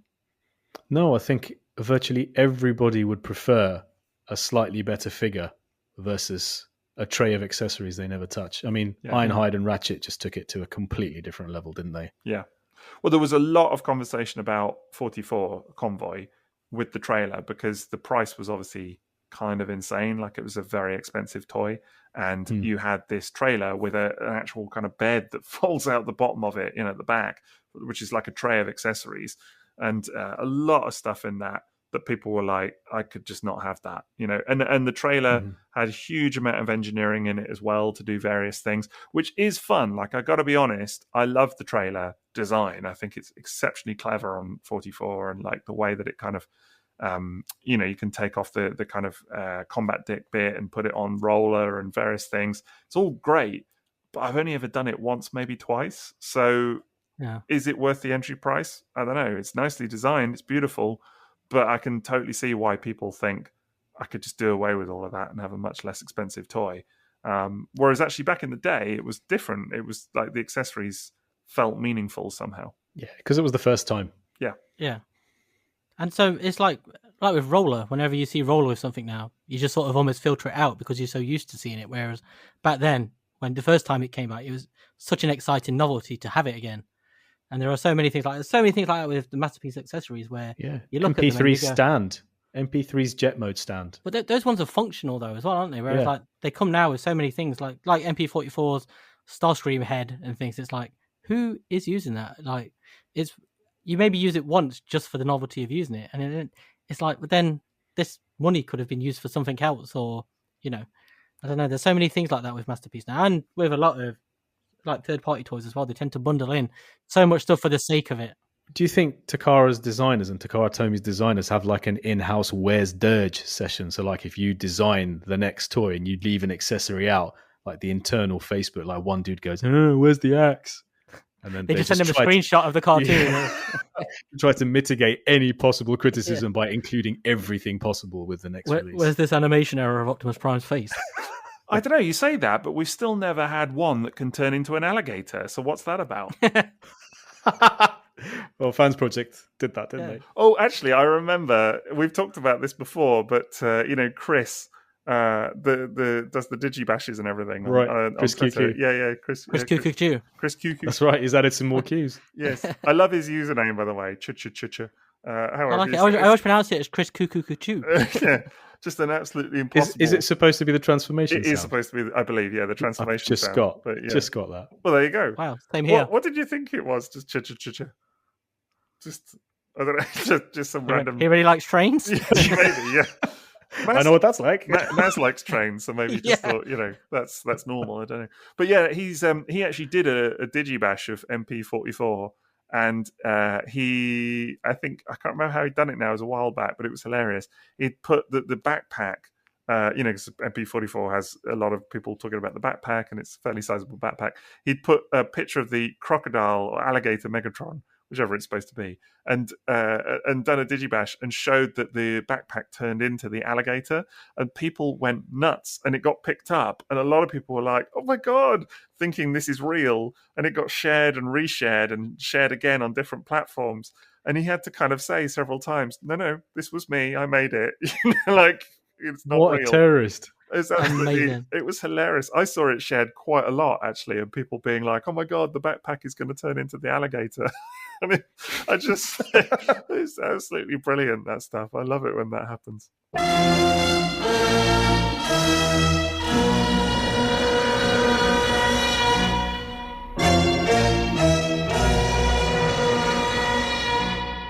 Okay, so after Megatron, and again, I think this is something that kind of needs to be put into context a little bit, because we're now well, with Megatron, we're 4 years in. We get after that another masterpiece release. So 2 new toys in 2007, Megatron being one of them. In September, we get MP6, which is another repaint. It's Skywarp. And I kind of feel like that Did was that really did that come funny. after Ghost Starscream, or did we get Ghost Starscream before Skywarp? Oh, now you're asking. I'll have to check actually. And then also there was the Hasbro version of Starscream as well, wasn't there? In like the show colors, the G1 toy colors. So Ghost Starscream was much later. Ghost Starscream was Right, 2010. okay. I was just trying to remind myself, and I think the Walmart Starscream, the Hasbro one, was later as well. I think that came later, but yes, certainly Ghost Starscream. A lot of the interestingly, a lot of the kind of repaints and all the special editions and all of that come much after you might expect. Right. I think that certainly in my mind as well, before I kind of refresh my memory on it, I remember thinking, oh yeah, they were all kind of happening concurrently, much as it does now. You kind of feel like, they're all kind of, when's the repaint happening? But yeah. So I just looked it up. Actually, the 2007 was the Walmart Starscream as well, released as part of Classics. And then there was a Japanese release of the US colors of that Starscream, wasn't there? Without the sort of afterburner USA edition, wasn't it? Right, yeah, without the sort of weathering on the It's still on the jet. It still had weathering. I've had both of them actually, the USA one and the USA edition in the Takara release. I've had both of them, and yes, they are slightly different, the weathering, but not stunningly different. And actually, one of them, I forget which offhand, has a Decepticon symbol on the nose as well. I think it might be the Takara one, but I'd need to double check to confirm. Both the wrong color as well. They're both white rather than grey. They're kind of, that's right. It was really white, wasn't it? That's what they started doing. Kind of grey. Classic Starscream was grey, and then when they did the G1 styled one, they did it white instead. And it was this phase of time where they kept portraying G1 Starscream as white instead of grey. It always antagonised me for some reason. It was a very, very light grey, certainly, but yeah, it might be more kind of off-white or something. I don't know, but yeah, it was definitely it was like an off-white, but one of them was quite bright, but very far away from the because Starscream G1 Starscream is like a very dull grey, isn't he? No, that's true. That's true. Yeah, thinking about it, I suppose the later toys are a bit darker. I remember the weathering was a bit off-putting for a lot of people, actually, on that one. I remember that reading about it online when it was released, a lot of people didn't like the weathering because they kind of, we've waited so long to get it in cartoon colours and now it's here and it's got this stupid weathering on it. Well, how did people feel about the battle damage and the shortened smokestacks on the Hasbro MP1? They were equally annoyed about that, weren't they? There was a lot of annoyance about that, yeah, as I recall. I mean, it's Transformers, so of course there's annoyance about this stuff, But I think that was one that I remember thinking. Not so much the smokestacks actually, but the battle damage. I remember thinking, oh yeah, I could have done without that, but it's fine. It's okay. Particularly as it kind of referenced the movie or whatever. With his little spear damage in his side. But yeah, actually the Walmart was 2007, MP6 Skywarp Takara was 2007. So both released almost at the same time. Skywarp actually was one for me that I was super excited about. Love that toy. Absolutely brilliant. I remember getting it for the first time, and it was the first toy of mine that my wife broke. Hopefully the last. She was super paranoid about it. It wasn't her fault. She didn't say the only. Yeah. I say that. I don't think... Has she broken anything since? How many have you broken? How many have you broken? More than her, certainly. Definitely more than her. There you go. Believe me, I'm not vindictive. Still less than M.A.S.K. I was totally fine about it. Like, she was mortified. She was like gutted. She knocked it and it went off the side of the table. And it was only a tiny bit of a break, but it was, it's common on those Seekers, the rear fins. I've got those little nubs that kind of stick out the end, and they're super fragile. And one of them broke off. But yeah, it was her knocking it off the table. But I actually didn't mind at all. I was like, she was mortified and like apologizing and all of this, and I was like, don't worry about it. We weren't, we had been together a little while at that stage, but weren't married at that point. And but I was really not worried. I still married her, so it can't have been that big a deal. And then, of course, that led to Argos Warp, didn't it? The Argos Hasbro version of Skywarp that ended up super cheap. And I remember I had that one. That's the one I bought for £20, £19.99 from Argos. Unthinkable. That's incredible. What a price. But I remember being quite fascinated with how the Takara version did Skywarp, because obviously it wouldn't have had all the bells and whistles of the cartoon version. No chance of purple, shoulders and purple hands the way you get now on the new Skywarps that we get in various lines. To the point where when we got the Robot Masters Skywarp and Thundercracker 2-pack, it was just what? Cartoon colors Thundercracker? Yeah. It was like that level of amazement that we should even receive a toy like that. But yeah, I remember being fascinated by how they did those colors, like try to distinguish it from Starscream, but still make it kind of realistic as a jet, but very obviously Skywarp. It's fascinating just on the Thundercracker colors bit, just quickly, is how that's changed now. Like for years, it was people like every time the toy colors came out, like, oh, I want the cartoon, and now because it's always the cartoon, everyone's like, oh, I want the toy colors again. And it's funny how that's fashion, flipped. isn't it? Yeah, it goes back and forth. Yeah. No, I think you're right. Just careful what you ask for, because I really love just get it again forever. Yeah, but that the toy colors on G1 Thundercracker are pretty much unmatched. They're so dreamy that it would be sad to think we'd never get a Thundercracker in that color again. I do like the Lenore blue though of the cartoon. It's a nice thing on its own too. Yeah, the MP7 Thundercracker is a really weird color. Actually, it's very dark. I kind of like it, but it's not. Again, it's a bit like Starscream. It doesn't really match to anything. I think it was an attempt to do like a real world thing in its own way, but just kind of make it distinct, as you said, Maz. But yeah, really, really interesting color. I don't know if it was entirely successful. The Skywarp, though, I do really like. But the one you had, Liam, the Hasbro one, was quite different, wasn't it? It had purple stripes and things. Yeah, it was so different. Like, I'd seen it, but not really picked up on how different it was until I got it off the conveyor belt at Argos and was looking at it. And I was like, huh, it's just very, very different. But I remember, to me, it felt really flimsy compared to I don't know if it was just the one I had, but compared to the Takara one, it felt so different in hand. Yeah, that's interesting. 20 quid. I find a lot of broken ones as well, actually. I'm pretty sure mine was busted. I just remember that some of the plastic in some of the parts felt like that really soft plastic. And I don't remember that from the Takara one. It could have been the same. It's just, I remember at the time, it was a little bit later and picking up on me. I wasn't a big fan of it. I was, I guess, different plastic makes such a difference, doesn't it, ultimately? Although I was surprised to read recently, actually, that a lot of people had breakage issues with MP3. Yeah, I never did, and I remember being surprised about that too. Yeah, there was a lot of things about MP3 I really liked, which in hindsight I like even more now. Like the shoulder parts. You remember those on the swivel? Yeah, the little nozzles. Yeah. Just they were the green parts just on the outside of the red shoulders of the vents that you just sort of swiveled upwards. You wouldn't dream of having anything like that on a Masterpiece level toy today. That obviously inaccurate, but just. I guess it counts as kibble, but also like the real life bombs that it had, proper rockets that it was carrying. Still to this day, I love that Hasbro was still issuing those with Sunstorm and Thundercracker of the MP11 mold. Yeah, to the point where I would keep them when I sold my Hasbro ones, so that I could stick them on the Takara versions that I had that weren't coming with them anymore. That kind of stuff I loved about MP3. It's funny how much hangover there was from MP3 to 11, actually. Because, I mean, even to the point now where, they're doing the new Starscream and they're calling it version 2, because, they clearly kind of don't view MP3 and MP11 as two different versions. They kind of see it as just a simple retool, if you will. Or maybe the kind of almost like MP11 is just the prototype version of MP3, isn't it? It's kind of what they would have released in the first place. So that's really weird. But yeah, it's. I think what actually is fascinating for me is that I saw the new Masterpiece Starscream still comes with the opening nose cone. The little thing inside the nose cone. Does it still come with Dr. Arkaville? I don't think so.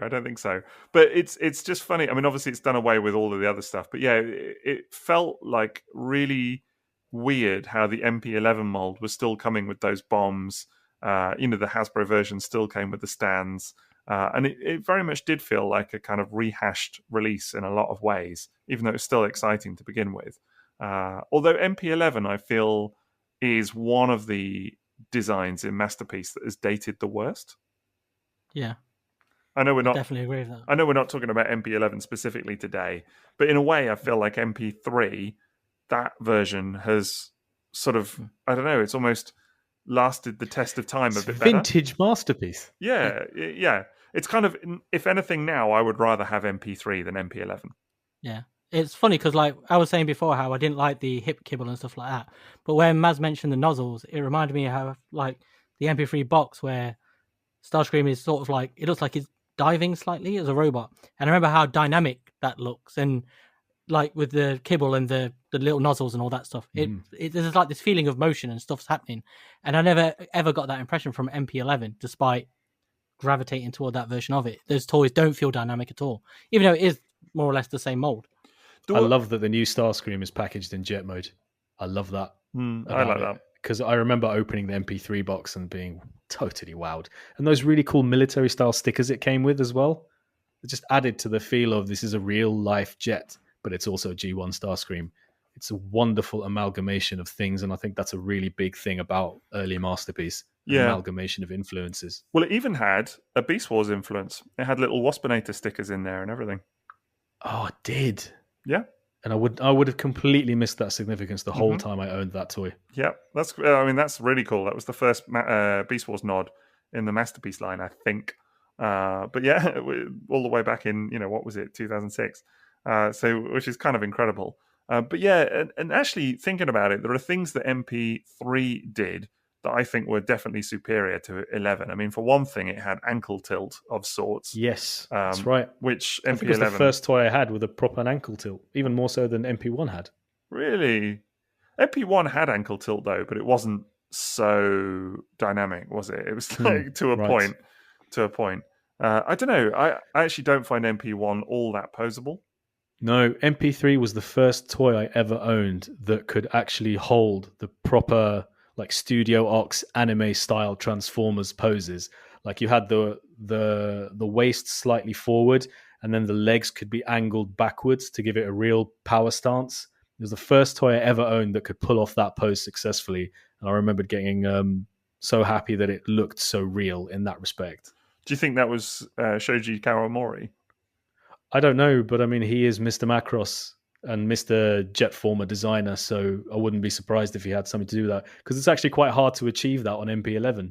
Well, it's exactly. a lot easier to. Yeah, I don't think it was there on the original Kobayashi prototype, so it wouldn't surprise me if that was Kawamori's influence. That he wanted it to kind of stand and pose a bit more like a Macross toy or whatever. But it strikes me that's probably the case, because MP1 is great, but it's not a posing toy at all. Like, I think if you try and put that toy into any kind of stance, it doesn't really work.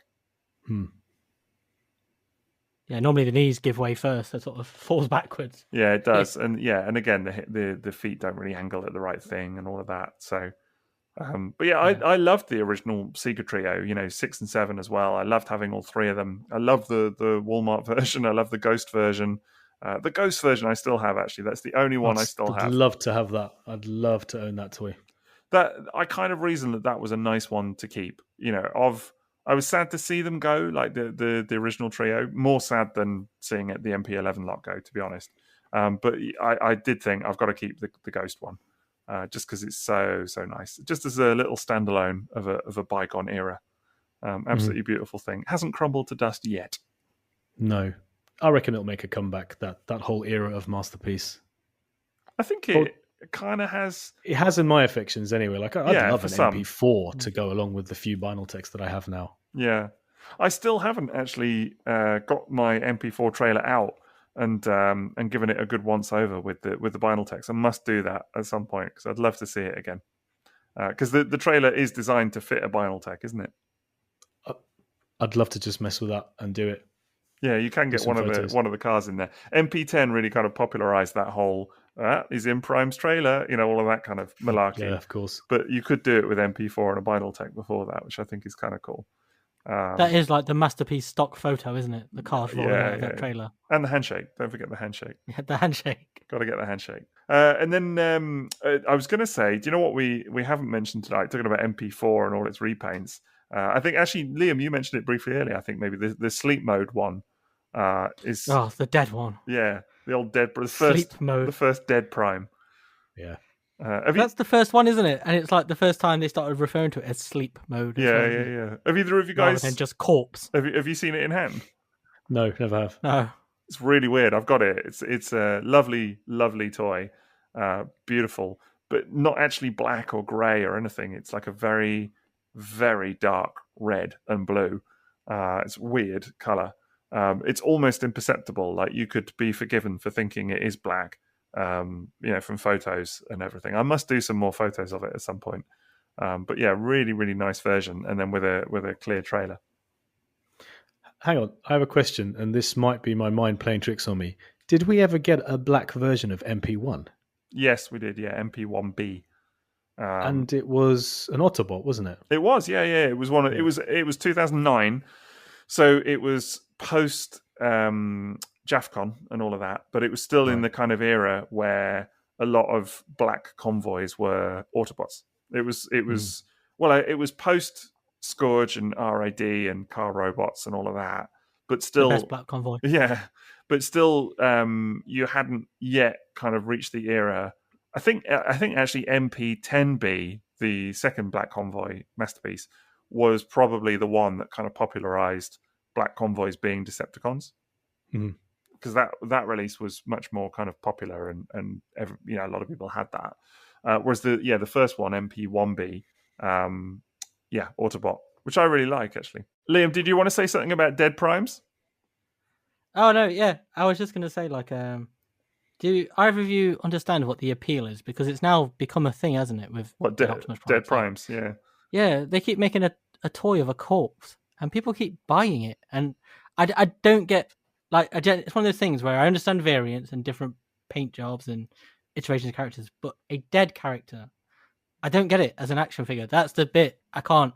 I think that's where my brain sort of stops. Is I still Ghost Starscream's technically dead, isn't he?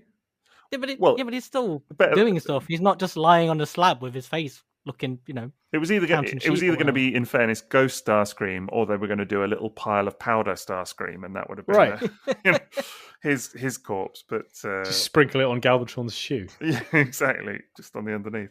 No, it is a bit of a weird one, the old dead body thing. I remember being a bit kind of when they did it for Masterpiece. In a way, for me, it's even more weird that they did it for Generations, because it's a child-orientated line, ultimately, although there are a lot of collectors and everything that are into it, of course. But it's scene recreation, isn't it? It's the ability to be able to recreate as many scenes from beloved media as possible. And definitely. You can't recreate that scene. Most of us can't, because we don't own the Sleep Convoy. So that Generations release of it would have been most people's way to recreate that scene. Can you imagine, though, fans of, like, the Never-Ending Story buying toys of the dead horse, like, covered in mud? It's like, that's the sort of thing I can't get my head around. It's when you put it that Spoilers. Yeah. But that's it. Like, just imagine, like, buying dead bodies of fictional characters. It's so weird to me. And then they also killed off his trailer. Like, they've, like, said, oh, trailer's dead now, and Roller, because they include all that nonsense as well.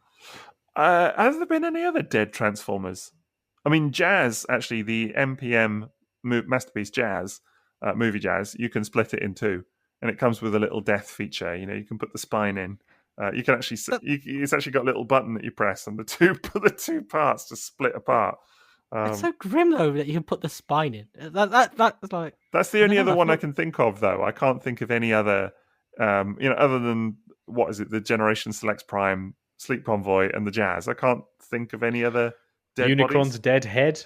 I guess that is one, isn't it? I guess you're right. Yeah, that is kind of his dead body as well. That's really weird. Not thought of it that way. Like, just thinking, like, you could get Prowl with, like, a sparkbot feature of his mouth, just like flames just keep popping out. Good lord. Sound like you're into it now.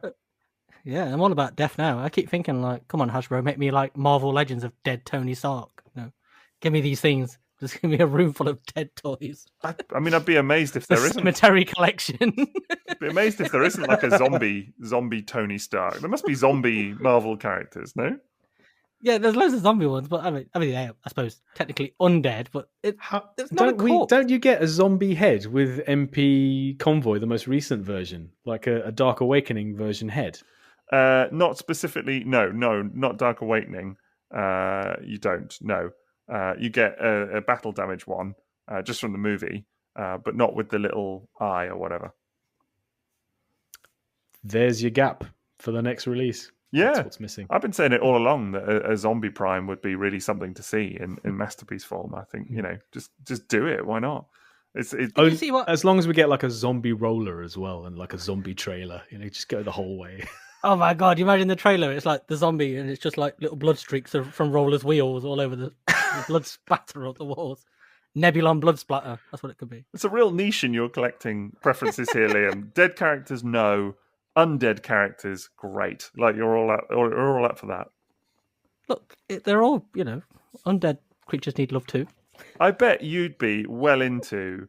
I don't know the name of the character, but if there was a Jurassic Park like toilet accessory with the legs of that dude sat on the toilet, from the T-Rex scene, you'd be into that, right? Do you know how many times I've dreamed of being able to recreate that scene in a photo? There we go. I've tried everything. I almost bought that Ghostbusters toilet the other day specifically because I was thinking I could do this. And they've started doing this with the toys now, with the Jurassic Park toys. They've done like a Samuel L. Jackson with his arm that can get ripped off, and it's like grim. This close to being able to have like a. I almost bought that Ghostbusters toilet toy the other day. There's the little wheelie toilet that's coming out. There's the little third-party wheelie toilet. Get that. What? Yeah. Wheelie's throne. There's a wheelie throne, yeah, for the Studio Series wheelie, because he can't stand up. So some third-party company or other, I don't know who, has made a little toilet for it. Now that I've gotten rid of that toy, they released a toilet. No, yeah, there's a little toy. I'll send you a picture. It's hilarious. I keep laughing that it's been done. But there was a little transforming toilet as well, wasn't there, that someone made? Yes. Yeah. Was it like TFC or someone? It was a third party, wasn't it? Oh, yeah. I don't know who, but it was third party, yeah. Of course. But yeah, it never ceases to amaze me, like the lengths like collectors and toy companies go to like just get every corner of every market. And it just fascinates me, this whole obsession with this dead body of Optimus Prime. I get you. Although I did quite like that Hasbro. I don't know if you saw what they called it. It's alternate universe. Yes. Optimus Prime, and you're like the one where he's dead. Basically, that's it. It's just this one universe where he's died. It's like that's pretty much every universe of Transformers, isn't it? Yeah, but definitely. It's like the Galvatron shoulder thing where they misassembled them and they referred to it as an alternate shoulder configuration.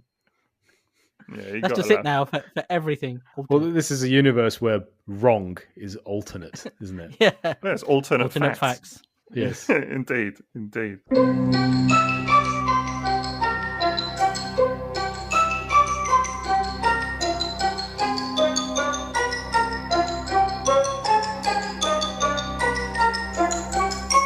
Somehow I'm going to link that back to Grimlock, which was the next Masterpiece release, of course, which was quite an exciting one, actually. That was 2009. Can you believe that? Wow. Which actually, I was going to say... Yes, I can, actually. I got married in 2010, and MP Grimlock was one of my wedding presents from somebody. Was it? Did you register? Yes. That's cool. I didn't actually. No, not that. Not for Grimlock. Grimlock wasn't on the list. No. Did you register at BigBadToyStore.com? Just trying to imagine. That'd be funny. Yeah, Grimlock was a really exciting one. I don't know, 2009 to me sounds like so long ago, but also quite recent. It's quite that whole the kind of 2010 era, really weird time in terms of how, feeling how long ago it was. But yeah, Grimlock is an amazing toy. That was a revelation. Still stands up. Yeah, it does. In every way. Yeah, MP8 is still an absolute revelation. I think if it wasn't for its size relative to the other Masterpiece toys around it, it just wouldn't need redoing. It's beautiful. Yeah, I agree with that. It was the size that really kind of killed it. I don't know why they made it as small as they did, actually. And I know we've already talked about scale. I think the only scale at this point, anyway, the only items that scaled in the Masterpiece line was MP5 designed to fit with MP1, wasn't it? So I guess in that respect, there was no real precedent for MP8 to have any kind of particular size or anything. But it is still baffling that it was as small as it was, because it is pretty tiny, actually, even in comparison to stuff like Starscream. It doesn't scale with anything. It's just its real own one-off piece.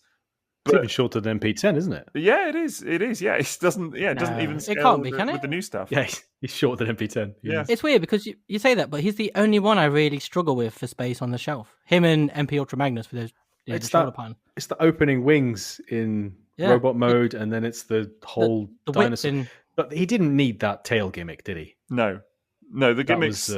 The gimmicks actually are, I would say, if anything, do detract a little bit. The tail gimmick I could have happily not had. Yeah. And the light up hand. Yes, the light up hand is it's gone on. But the eye change is cool. Yeah. The eye change is cool because it's simple and it doesn't take away from anything. The hand gimmick is not cool because there's no articulation in the hand, and and it breaks very easy. Does it? It's never broken on me actually. For me, actually. Yeah, mine broke straight away. Oh, that's annoying. I don't know how. It just stopped working. But yeah, I didn't like the fact that the hand was molded into a closed fist with the peg hole. That kind of felt a bit just like not befitting that type of release. And you don't need light up gimmicks on these. I mean, don't get me wrong, the light up gimmick on MP1 is expressly cool, but they kind of need to fit. Like again, and with that one, it didn't take away from anything; it added to it. Whereas it felt like the light up sword didn't even work that well to begin with for Grimlock. And yeah, the tail gimmick is just a bit naff, in my opinion. But then he comes with an apron and a drinks tray and a bow tie, and you forget all of the negatives. Yeah, that stuff is cool. And the Grimlock's new brain dome for the head. Those accessories stop me from being able to sell that toy, and it's just such a brilliant looking Grimlock. And I think it was the first time. It was the most toy accurate I'd ever seen a Transformer at that point. Show accurate. It's the most accurate toy I'd seen ever when I got that Grimlock, and I was just beyond impressed because I had no interest in owning that. And then I got it as a present. I was like, this is a legitimately amazing figure. And so simple to transform as well. Those toy details, though, as well, doesn't it? It's like, it is show accurate. Yeah. It's that Masterpiece style where it's show accurate, but it still has all the toy details. It's like the best realization of all of these features. I think it's the pinnacle of the concept in a way, isn't it? Perfect. It's all of it merged into one. Yeah, and also lovely to handle. I think Grimlock, actually, in that way, is really... kind of a watershed release because we're kind of coming on to the MP10 reboot, if you will, but actually these two releases, MP8 and MP9 especially, really inform what's going to come, and I think Grimlock in its way was the first of all of the Masterpiece designs, bearing in mind that it's only actually you've got Convoy, the Seeker mold, Megatron, and Grimlock. So it's only the fourth new mold at that stage, but it's the only one that really kind of, you can see that toy influence very clearly. You can see a bit of the comic influence, and of course they did the comic repaint as well, King Grimlock, and you can clearly see the cartoon kind of coming in. It's the only one that really kind of amalgamates all of those things into one package, and that of course was the template for MP10. So I do kind of feel like actually that although MP8 was made obsolete in a way by MP10, the template for it, the DNA of MP10 is there. It's where the idea proof of concept, isn't it? That's the proof of concept. Yeah, I think so, very much so. So there's a lot to be said about MP8 even now. It is just too small. But I think you're right, Maz. I think if it was bigger, even a bit, it would have survived a lot longer in a lot of people's collections. Well, I think that's why Fans Toys Grinder really didn't have to do very much at all. To be a big hit, and it doesn't do that much more. It's just like a simple refinement of various bits and pieces, and it's a great size because it's not as big as the oversized third-party Grimlock, which was huge. That was big, but awesome. Yeah, but just too big in a way, but incredible to behold. Honestly, I was so impressed by that thing. But then Grinder did it absolutely at the right size. Yeah, I love Grinder. I love Grinder. I've got a lot of time for Fans Toys Grinder. It's the one of few third-party toys that have usurped an official toy in my collection, but on the basis of size and everything. But I think that and Stomp are the two best figures they made, in my opinion. I think they were so nice to handle, and it was like, you couldn't have done a better job with these. Yeah, agreed. But yeah, did you ever have the King Grimlock, either of you? Never did, no. I didn't. It's really amazing box. Yes, the box is so cool. Box. The box is so cool. I was more sad to see that go actually when I sold that guy than I was the original MP8, because I love that King Grimlock toy. Because it's something different, isn't it? As well. Yeah, it's not quite the same. Like all like even the third party masters, everything is still going for that definitive Grimlock, aren't they? Whereas when something's slightly different, and I do think that they had that. I mean, they clearly had that toy in mind, the comic influence in mind when they were designing Grimlock as well as the cartoon. I mean, actually, King Grimlock. Why can I not say that? King Grimlock was only released 1 month after MP. Not 1 month, actually. No, what was it? But it was the same year as MP8. How long was it? I'll have to check. I think it was like 6 or 7 or 8 months later or something, but it was the same year, certainly. So, which makes me think that they must have had it in mind when they were designing it. It can't have been like just at the last minute, like, oh, let's just chuck out a comic repaint as well. That's the point. Do you think people are less likely to buy a repaint of a figure if it comes out really soon after the original figure? And could that explain maybe why most people wouldn't have bought MP8X and then it like becomes a little bit scarce in the subsequent years? I don't know, but equally there's a bit of striking whilst the iron's hot as well, isn't there? Because people get familiar with designs and whatever. I mean, I don't know, like for years people wanted a black Ironhide, and I kind of feel like if they released it now, people might be like, do you know what I mean? Like yes, it's you're done. right, actually. So I don't know. It's a really difficult one. Or Deep Cover, something like Deep Cover that, for years it was like, when are they going to do Masterpiece Deep Cover from Sideswipe? I think by now it's getting to the point where people will look at Masterpiece Sideswipe and say, it's time they did a new one. I think that is happening. What? I think it's closer to that. Yeah. But I was going to say about King Grimlock, doesn't one version of it come with like a cardboard throne? It does, yeah. I've got it. Actually, still got the throne. It's not actually cardboard. It's kind of it's not cardboard. It's kind of like a plasticky material. Right, yeah. I don't know actually what you would call it. I'm not an expert with that kind of stuff. But it's two pieces, and it kind of one sits on top of the other. So it's not a hard material, but it is slightly pliable. But yeah, it's a cool thing. It looks really good. But was it that one, the second one that came with a flame effect for the sword? One of them, they put that in with one of them, didn't they? They did, I think. There's like an exclusive. Surely that's the King Grimlock that comes with that. Yeah, but I thought it was like the second release of it, unless I'm wrong. I'm probably Isn't wrong. That the same one that comes with the throne? Like the throne didn't come with all of them, did it? I think that's the one I'm thinking of. There was something. I remember seeing like an exclusive flame effect. There was something, and the throne was an exclusive or something as well. It was like a particular release. And was it Fans Toy Scoria that came with the boots? Yes, for MP Grimlock. Yeah, it was.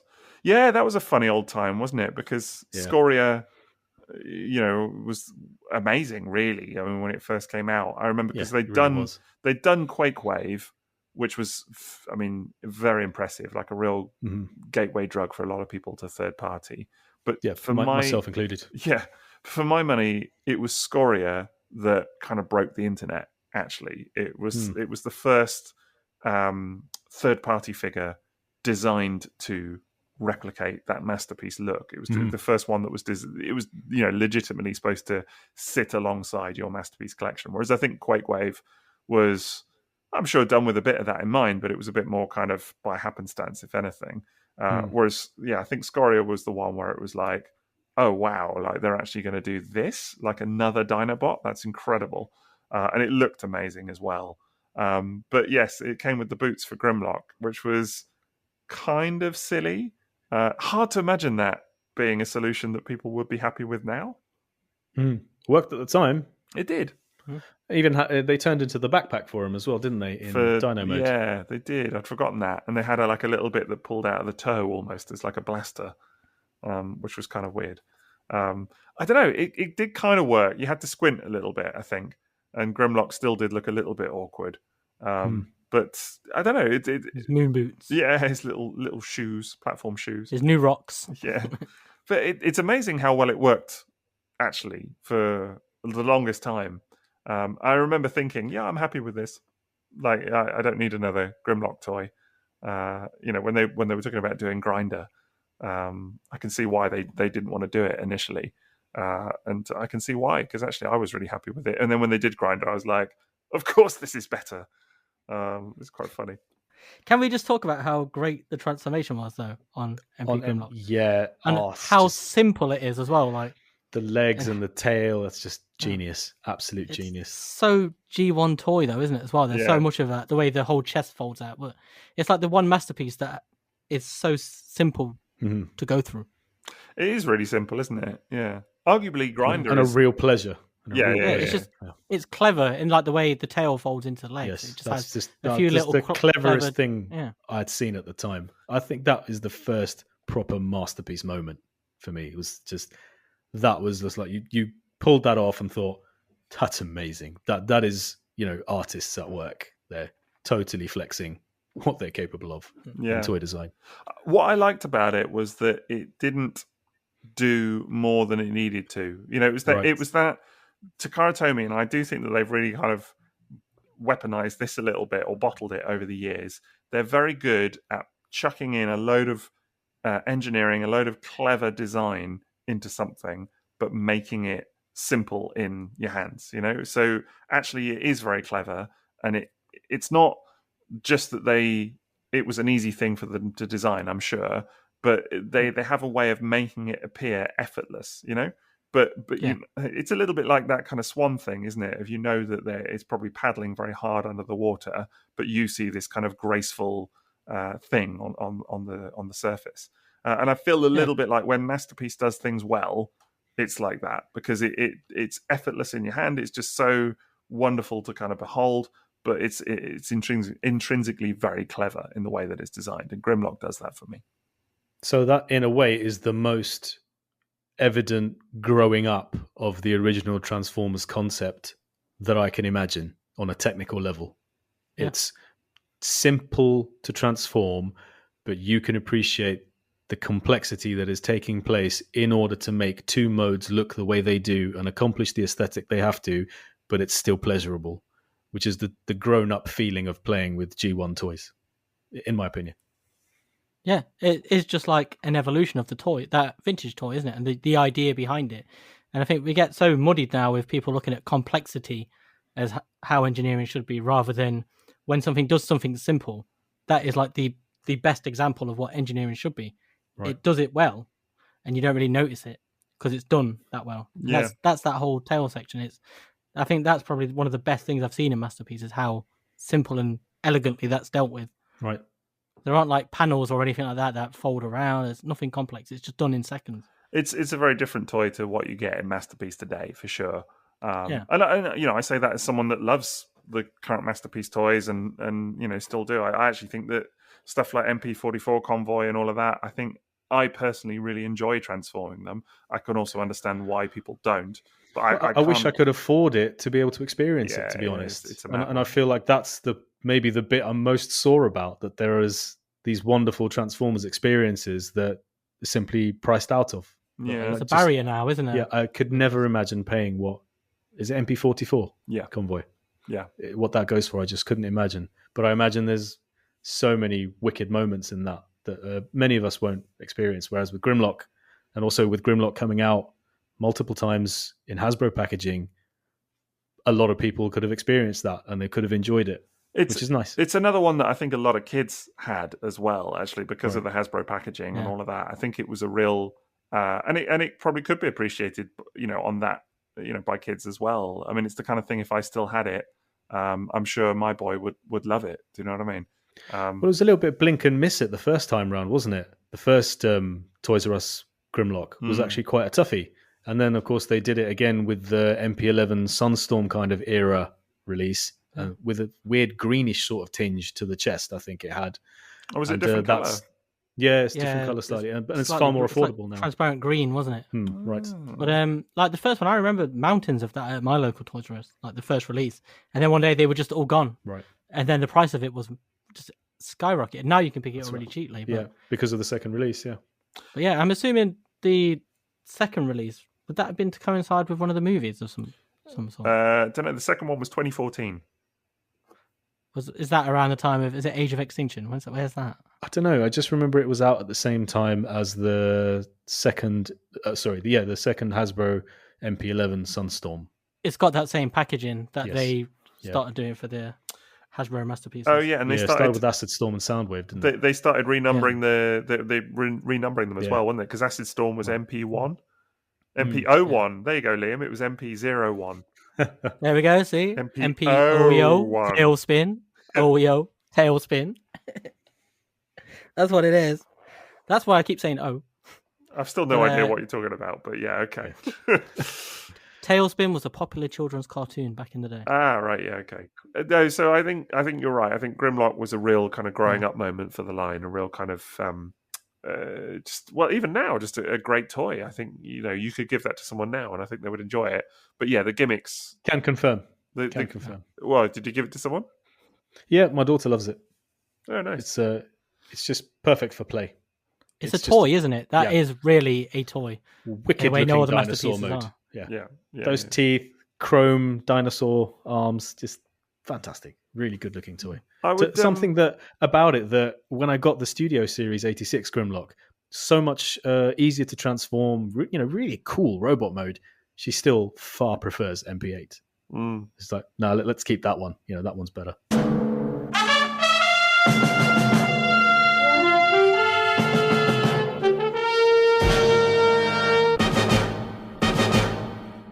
And then, of course, we come on to what I think is one of the best Masterpiece toys. I'm just going to put it out there. A lot of people completely will disagree. Pinnacle. It's pinnacle. It's amazing. I feel like we're going to set the record straight with this one a little bit today. Oh yes, rubs hands. Here we go. It's MP9 Rodimus Convoy, of course, released in January 2011. What an event that was! Actually, released twice in the same year. It was a toy so good that they released two versions of the thing, a slight re-release in the same year, a version 2, because it was so good. Yeah, that's they why. Got it so right, because they really nailed it the first time. The release was such good quality. Everyone needed a second one, didn't they? Because they wrecked the first one. It's unfortunate. So I'm going to say it. Let's just get it right out of the way. I'm going to say this. I think if MP9 had been released first time with not only no QC errors, like no problems, no damages, no breakages, any of that, if it had just been released and it was solid as anything, I think it would be a legendary release today. I honestly do believe it would have had a great reputation. And I think the defining thing that people remember about that toy is the QC errors. To the point where now that there is a third version of it out, which reputably removes those QC issues, it has not affected its bad reputation, unfortunately. I know. It won't go away, ever. But it's I don't know. I have a real sadness about it, actually, because it's such a great design, like an incredible design, the toy, everything. And all 4 modes look incredible as well. Yes. And do what they set out to do so well. Such an ambitious toy, and it fluffed it on the landing just because of QC problems. And I find it real sad that people write it off as... You see people saying, oh, it's a bad design. And I'm always like, it's not though. It's really not. And something that gets lost in all of the discussion is actually what a terrific transformation it has. Yes. It is a brilliant... Spectacular. Yes, spectacular, fabulous, to the point where I could be transforming it and a bit would break and I'd be like, I don't care. I'll get another one. Same. I cannot be without it. And I remember that it was years until I finally had the guts to spend the money on one. And even then, I was just basically given the Hasbro version, which wasn't in the colors I wanted either. But even that left such an impression on me. I'll tell you what, why don't we run through all the QC problems so that by the end of that list, when we're still saying it's one of the best toys ever, people can sort of understand how good it must be that despite all of those problems, you'd still be willing to buy it, you'd still be willing to have it and mess with it. Well, there was the one that really did bother me a bit, I must admit, was the spoiler rubbing on the inside of the trailer. You had to sand the inside of the trailer. That's right. What nobody wants on any toy, let alone a near 150, 200 pound masterpiece. Yeah. You had to, you literally had to sand it to kind of create space for the spoiler to fit in. Otherwise, you just rubbed all the paint off and everything. That was a nightmare. There was... Spent a lot of time on Boxing Day doing that. So I got it for Christmas. There's a lot of time drinking and sanding down this tiny caravan. A few rums and sandpaper, masterpiece. It's not where you want to be. This is living, guys. Merry Christmas. Your nan's like, come back for play charades or whatever, Liam. And you're like, I can't, Nana.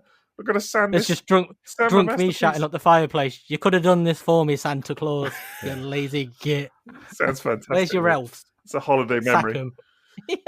There was then the ankles. Yeah, I was going to say the ankles were terrible. They were just. I mean, the design again was fine. The design, if it had been solidly executed, all fine. But just the way they were put together, you had pins popping out, you had ankles not aligning properly. Yeah, the pins on the calves Yeah. or the outer legs, those casing rotated panels that kept falling off. That was really annoying. Yeah. To this day, mine are misassembled. They're backwards. I've got the left foot is on the right foot, if that makes sense. The feet are the wrong way. Right. It's barely noticeable until you notice it, then it becomes really annoying. But it's not something that affects it at all. Tolerances were a problem as well. Yeah. Just getting those hands tucked in properly in car mode so that the four wheels would actually sit flush on the surface. Then you had the chest that would break. Yeah. Sometimes the backpack, that chest that wouldn't attach. backpack. The backpack. Yes, on that version. You had to sand it again on the inside. The first version on the inside of the little kind of nubs on the backpack. Clip, wasn't it? So so that you could get it to clip in properly. Otherwise, it wouldn't stay. Canopy breaking. Yep. I believe that was the knees as well. The exploding knees on MP9B. Actually, all the versions I have had broken knees of except the Takara one. The Takara I think that's, proper colors. Is that not the most prominent, real major issue with it? Is the knees, isn't it? That's the one I've seen the most because I had to buy a replacement set of titanium knees. Mine never broke. I just bought them in case. The knees I had so many spare Rodimus parts lying around. The knees is particularly a thing on 9B on the black version. That's a real. The only version of mine that has had a problem with the knees is 9B, and it has a set of replacement knees. I had it on Hasbro as well. Oh yeah, on the Hasbro one. Yep. The Hasbro one was really bad for it. Really renowned. The snapping ankles on the Hasbro one, the feet just falling off. I mean, I remember Morg opened the box and the foot fell out. So it was a previously untouched toy. The thing is broken in the box. And the Hasbro one, they did that weird thing with the elbows as well, where they tried to quote unquote fix the elbows, I think, but then actually just made it, if not so much worse, but just different. No, worse, I would say actually, because it had that weird flap on the inside of the elbow. That when you moved the elbow, the flap kind of stuck out or whatever. It was a really weird bit of design. And it just couldn't hold its guns, could it? Yeah. No. It was so rubbish at holding its guns. But what a piece of crap toy, honestly. What a hunk of crap. But also the best.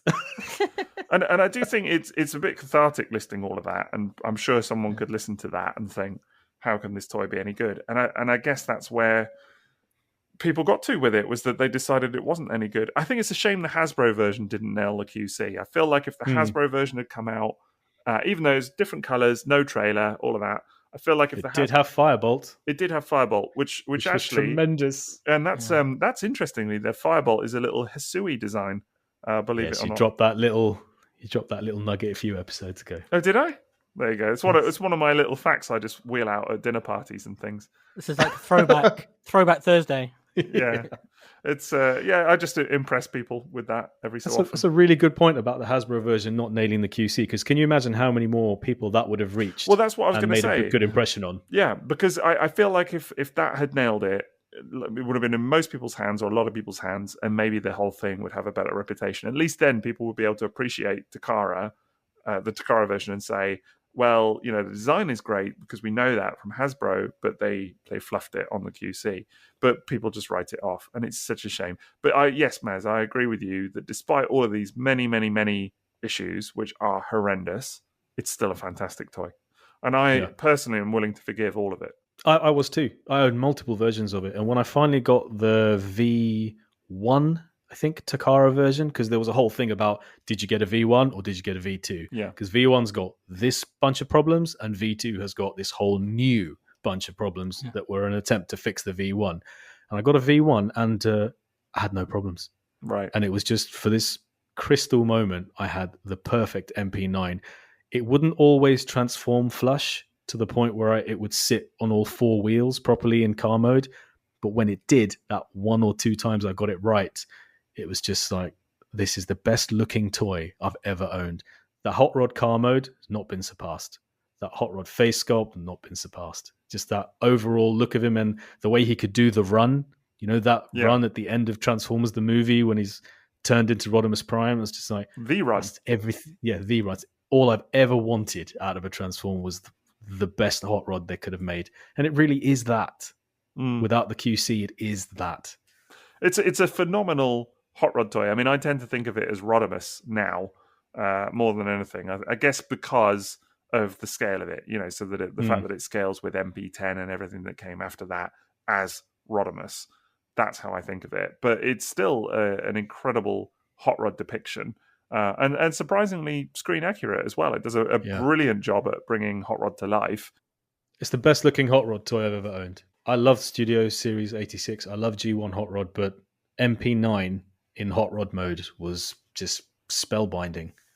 And it scaled so well with the Make Toys Headmasters and Target Masters that they did a mere 3 of. And that for me was like the most exciting thing that was happening. And then, of course, it just nothing ever happened in that direction. And I got out a masterpiece, but I do still have my special one-of-a-kind NP9 frost rod that you guys gifted me. And that is just a keeper. I've forgotten about old frost rod. Yeah, that was a really nice birthday present. That was a cool thing. It was a leaving present, actually. It was a leaving present, wasn't it? Yeah, it was a going to Iceland present. Yeah, and I love this toy so much. It's such a pinnacle. Like, look at everything they achieved. The toy is a beautiful hot rod in robot mode and car mode, and then it becomes a beautiful Rodimus Prime in car mode.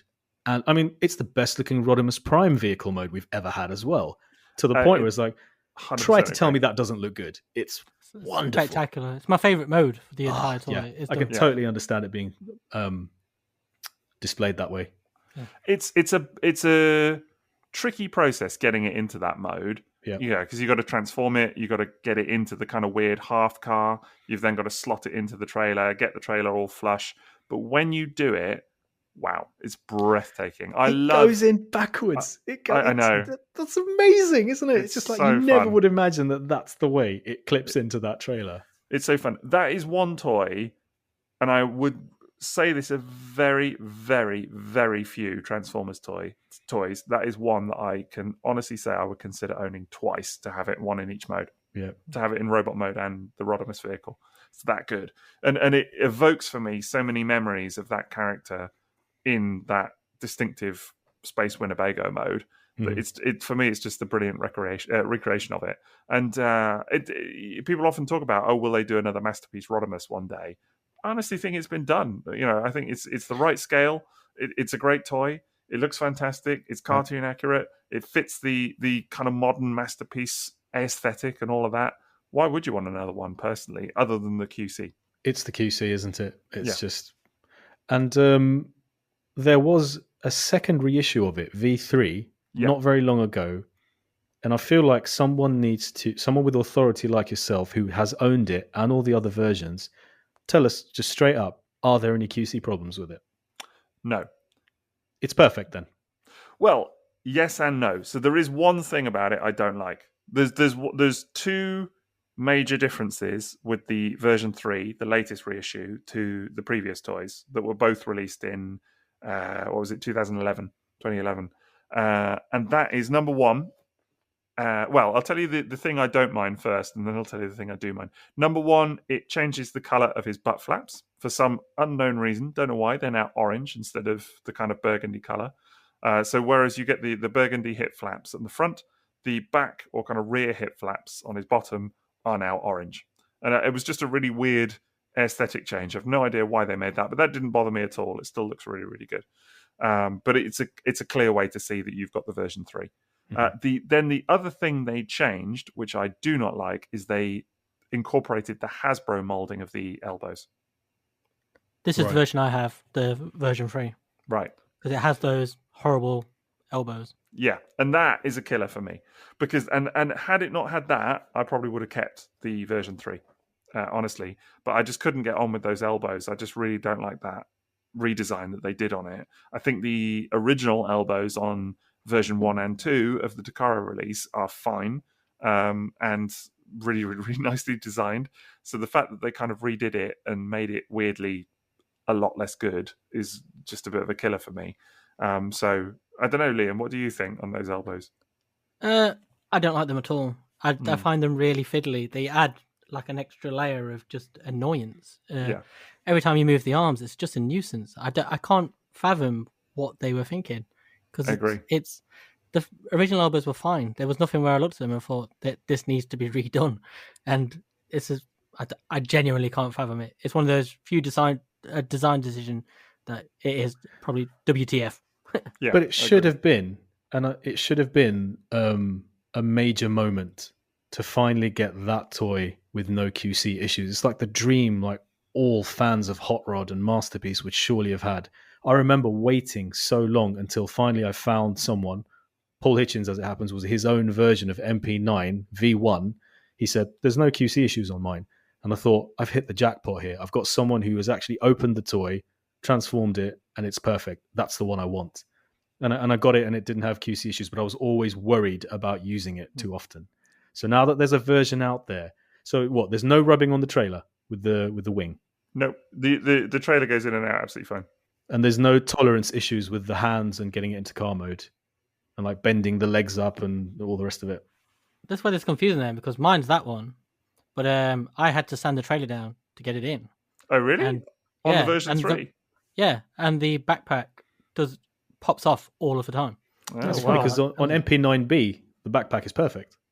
Yeah. Okay, it breaks, but it clips in. I also got one with the misassembled feet as well. So, and it's definitely the version 3 with the orange butt flaps. Actually, I'm not sure. It's definitely got the different elbows. And it is then. The most recent. It's the most recent one. Yeah, it definitely is then.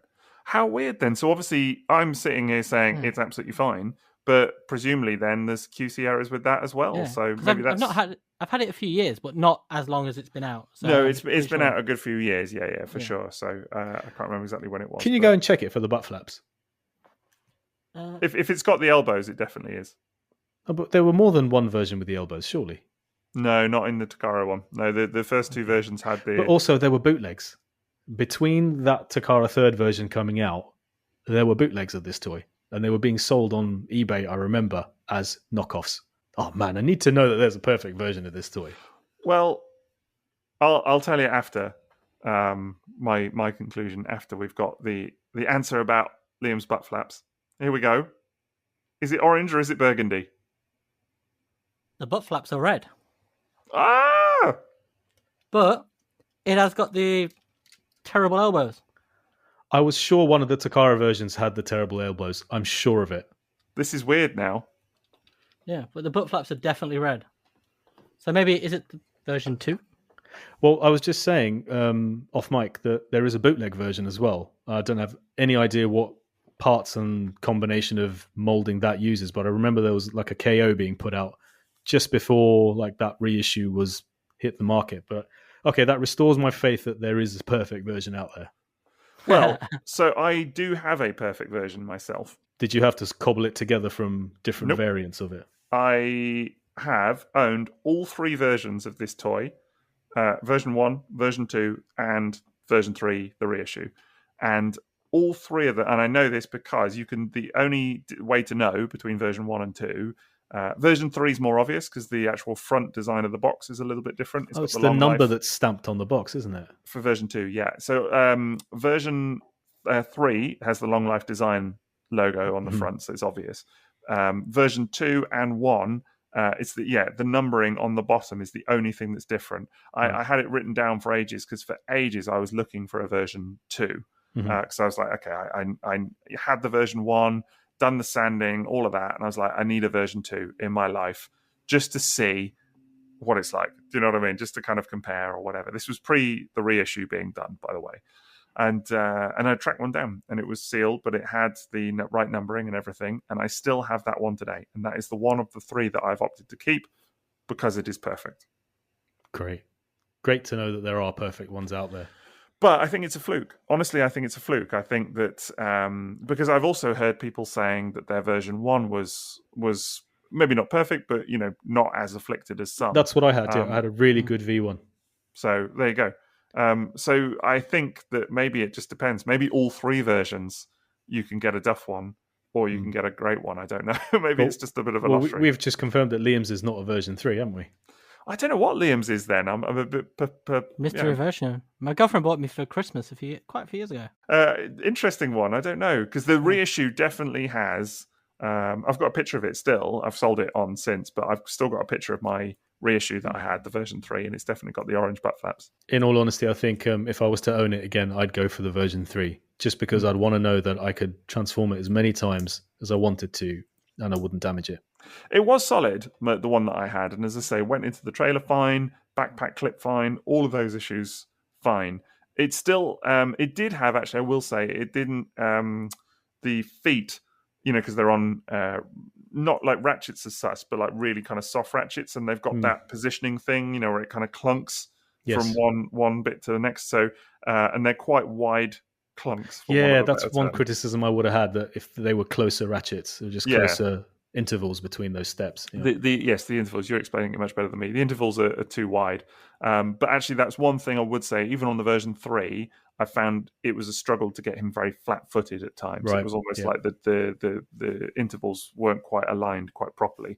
So that was a slight criticism I had. I never really saw that as a QC error, more as a kind of a, it just is what it is. Do you know what I mean? But yeah, certainly the version 2, I still have it in the old collection. Pride of place, beautiful, love it.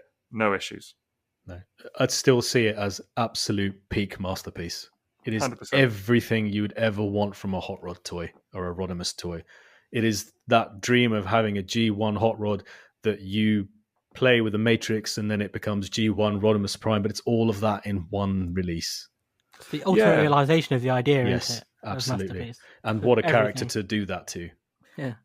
I've seen people since saying, why did they bother making it hot rod? Why not just make it Rodimus Prime? I'm like, well, yeah, I get that. And probably they would now if they were to do it now. But equally, it's kind of belying the ambition of that toy a little bit as well. Do you know what I mean? To sort of say that, because it just, like you said, Maz, it was a kind of real all-in-one. If you're a hot rod fan or you love that 1986 movie, it could do all of that. And it did it really well. The only thing I would say is I was never quite convinced by the height differential between the hot rod and the Rodimus mode. I mean, obviously he grows a lot in the cartoon, whereas all you do is literally just kind of fold the hips down a little bit on the toy. But still, I think you can raise the wing a little higher up the back, can't you? Yeah, and by giving him a longer face, it's sort of the thing feels longer. The spoiler raises approximately 2 millimeters, I think. But yes, it can be done. Well, Tesco said it best. Every little helps. There you go. But yeah, I mean, it's still, the ambition of that toy is incredible. Just a shame that the execution, let it down. But I still rate it. For me, it's top tier masterpiece. Yeah, and agreed. Nothing will ever change my mind on that. No, I'm totally with you. Until they do an absolutely perfect version with a new design, what are they going to do? It's so brilliant as it is. And then there are so many toys where you say to yourself, it does A, B, and C brilliantly. Yeah, it does D, and that's great, but it's a bit, half cooked. I didn't find that with MP9. It's just 4 modes, 4 brilliant modes, 4 modes that you could display it in happily as that thing it's meant to be, and it works on a masterpiece shelf. And that is some elite club to get into if you work on a masterpiece shelf with people's expectations today. Such an achievement as well, isn't it? Like that's what's so good about it. Like, the engineering is just incredible, and it just feels like an achievement. Everything it's just been done to hands were crap. Standard. The hands were a bit. The hands were a bit rubbish. Yeah, not gonna lie. But I have a real, as I say, I find it really a bit so disappointing now when you do see people write it off, but write it off so kind of violently almost as well. You see people going, oh God, we need a new Rodimus because of that trash MP9, throw it in the bin and all of this terrible design, and people get really emotive about it. And I guess I can understand it from the perspective of you probably paid a lot of money for something that wasn't very well made. Do you know what I mean? But that's not to say that probably the design did end wasn't up in good. the bin, literally. Yeah. But that's not to say that the design was not good. And I think you have to separate the two and appreciate that actually it was a great design let down by poor QC. And even if you don't like something, it doesn't make it trash. Yeah. Yes, that's true. One man's trash. That transformation, that all the steps involved in transforming. I loved transforming the front of the car, the pull out the chest, twist it round, and it was just so many cool, classy steps in the transformation. I really loved it. I love the way that the shoulders could move up and down. Yeah. So you could position them slightly higher up, with the kind of vents and everything at the top of the shoulders, higher, kind of peaked, or then slightly lower down. And I found that it gave, particularly Rodimus, actually, the Rodimus mode, a lot of character, because of some of Rodimus's storylines in season 3. I think are really, really nice. Stuff like Burden Hardest to Bear and things like that. There's some really kind of classic Rodimus episodes where he really goes through, some stuff. And I think in terms of G1 anyway, the cartoon, he's about as fleshed out and developed as any of those characters get, really. And I think that has helped me to love that toy a lot as well, don't get me wrong. But I just love the kind of emotive feel that you can get from it. You can get a real kind of sad Rodimus kind of vibe from that toy.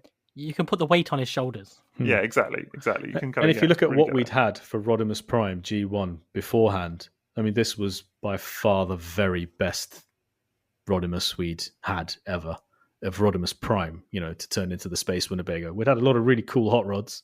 By this point, we would have had animated hot rod, which was wonderful. We had Classics hot rod, G1 hot rod. But Rodimus Prime, its vehicle mode has never been surpassed. And you talk about new Rodimus Primes. Kingdom Rodimus Prime does a lot of things that Masterpiece doesn't. But also, it only has... and it's got a hot rod mode. But somehow, in my eyes, they still really missed the mark with the vehicle mode for Rodimus Prime. Just like they did with Power of the Primes, in my opinion. But that MP9 totally nailed it.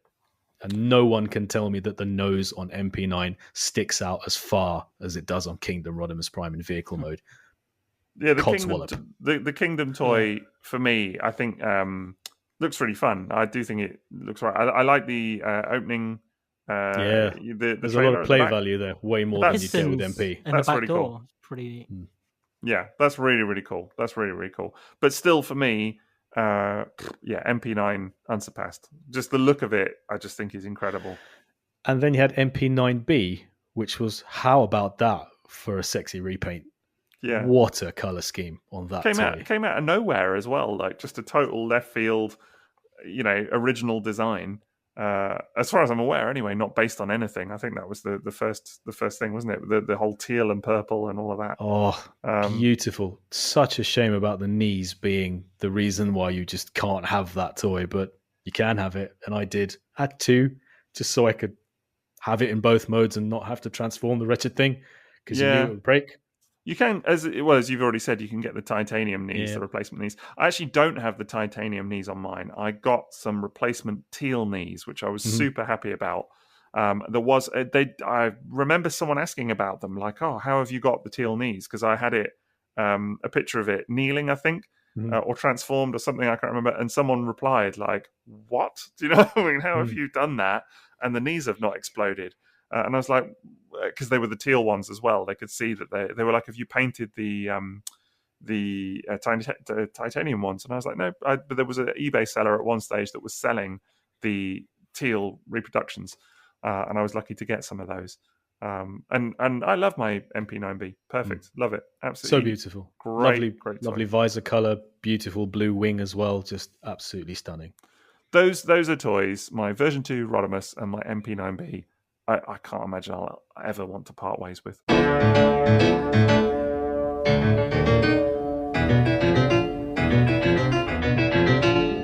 So, the other thing just to mention on MP9 Rodimus before we wrap up is that it was actually, in some ways, the first sort of the new kind of reboot, wasn't it? Because I think a lot of people credit this to MP10 Convoy. Because that was the kind of poster child, if you will, of the new MP era. But actually, the funny thing about that is that it was designed to fit around MP9. So you could argue, I think, that, and we're including MP9 in the kind of old guard, golden years here for this discussion. But in some ways, it is designed to fit with the new MP toys as well. All the Hasui toys and that era, which I just find really fascinating because people kind of forget about it a bit. Someone mentioned the handshake. Well, there was the handshake. No, the handshake is a very literal, like, crossing of the guard, isn't it? It's handing it over there was from the old generation. Yeah, the old handshake picture of Optimus and Rodimus, wasn't there? Yeah. Because whilst, like you're saying, Rodimus does feel like, M10 was built around him, so he does feel like part of the new generation. He still also feels like the old one at the same time, doesn't he? It's a real crossover. That's how I think most people would qualify him as the old masterpiece. Because, like you say, most people do just go from MP10, but that handshake was it's a very literal passing the torch. It really was. Yeah, it's very, very funny. So, but yeah, end of an era in many ways, but beginning of a new one, I guess. It was really nice to discover MP9 years after all of the disappointment and the vitriol about it, because I felt like I went into it with the expectations that this is just going to be a shocker, and it was an absolute revelation. And it left an effect that I still feel, years later, about how good that toy is. And I hear the criticism, and it's completely justified. You pay that much for a toy and it breaks on you immediately, that's going to leave a sour taste forever. And why would you take another chance on it? And then people did and bought a V2 and that broke too. So can completely understand the negative feelings. But if you've ever been curious about MP9, just go for it, man. It won't let you down, especially not with a V3, I guess. The price was pretty high as well, wasn't it? It was one of the first ones where the price really seemed to shoot up, and it did seem like a barrier for a lot of people. It did, and I think as well that worked against it in that it automatically put quite a few people's noses out of joint almost in that sort of sense. And then it just got worse on the second-hand market as well, because having one that wasn't broken was, a rarity. I think anybody curious about Rodimus today, and there are people, I mean, I post pictures now of it in lineups with other Masterpiece toys, more modern Masterpiece toys, and a lot of people will comment and say, whoa, what's that Rodimus? Because it's almost like been forgotten about. But I would say anybody curious about it today, if they wanted to pick it up, maybe just find an open one, I mean, actually, I think the first version that I had fixed, quote unquote, the guy that bought it, I remember, said to me, I know I wanted a fixed one. I wanted one that I knew someone had done it, too, and that it was all, I didn't have to worry about that stuff. So, either find one that someone has fixed, or just find one that someone says this is perfect, and maybe jobs are good. It is amazing to me with these two in particular, Grimlock and Rodimus, how if Takara go back and redo them, as they probably will at some point, I wouldn't say they'd be better. I can't see how they would be better. I can just imagine they'll just be different. Because those two in particular do everything so perfectly, other than the QC on Rodimus, obviously. But they realise exactly what they're going for perfectly. And so any other attempt will just be a different spin on it, rather than being something like an improvement or better. It would just be different. I think it's like you said, Sixo, if there had been no problems with the QC of Rodimus, it would still be considered the promised land. Yeah. I think so. All we need is a little energon and a lot of luck. Well, that's probably enough time talking about old Masterpiece toys, isn't it? And I think we've pretty much concluded which was top and which was not. I think there wasn't too much debate coming out of that as to which toys we liked and which we didn't. Fair to say. But it's been a lot of fun. I've really enjoyed reminiscing about some of those. I really feel like getting old Rodimus out for another little play. Don't know about you guys. Yeah. I literally have him on my desk now. Oh, yeah, of course, you've been checking his butt flaps, haven't you? Iron up that butt cheeks, see how firm they are. Yeah, okay. Get some rosy butt cheeks. You've got an evening ahead of you then, haven't you? But yeah, it's certainly been a lot of fun. I was going to say as well that we have a new thing going on, which is very exciting in Triple Takeover World. We have launched a Patreon. Is it Patreon or Patreon? How do you say it these days? I think it's Patreon for patrons. Patreon. Should we go with that? They definitely refer to patrons repeatedly. That's true, yes. We'll go with Patreon. So we have launched a Patreon, which is patreon.com. But if we're Patreon, we can have patrons. Like Megatrons, but patrons. But does that not mean we then have to be patriotic patrons? So we have launched a Patreon, which is Patreon. So we've launched a Patreon, which is at patreon.com/triple takeover, all one word. Very exciting. And there's tons of great content on there. So please do check it out. You can get all kinds of stuff like little deleted clips You can get early access to episodes, which is really exciting. You get personalized thank yous. You get to vote on future episode topics. You get little outtakes and things as well. And we will be doing, for some of the top tiers, we will be doing some bonus minisodes and other extra additional content, which is really quite something. And you will find that there is going to be a bonus minisode on Masterpiece as well, because we have a very particular topic, which I shall leave as a little hint for now, but we will be discussing a little bit of extra content around early Masterpiece on Patreon. So do check that out if indeed it takes you fancy. And Maz, I think you've got a few thank yous to do this time. Just the one extra thank you this time. Another 5-star Apple review from The Tron. So thank you so much for taking the time to leave such positive feedback. It's greatly appreciated, and we do try to acknowledge every single one that gets left for us. So thank you. Thank you, Mr. Tron. Thank you, Mr. Tron. We have had some amazing feedback actually about some of the recent episodes. The recent kind of wave of feedback we've had, I've just been blown over actually by some of the comments and things. It's been incredible. It's almost like people were surprised that they could listen to nearly 4 hours of talk on cardboard and enjoy it. Yeah, that was a surprise even to me, actually. I've got to be honest, but there you go. So you can also find us on social. We're on Facebook, which is /TripleTakeover, and on Instagram and Twitter as well, which is _takeover, just to make it a little bit confusing.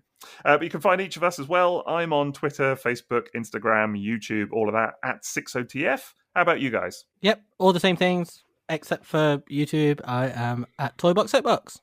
And Maz? I'm on Facebook, Instagram, and Twitter as at TFsquareone. Wonderful stuff. That is the end for today. So we are Triple Takeover. Thank you very much for listening. It's been absolutely masterful.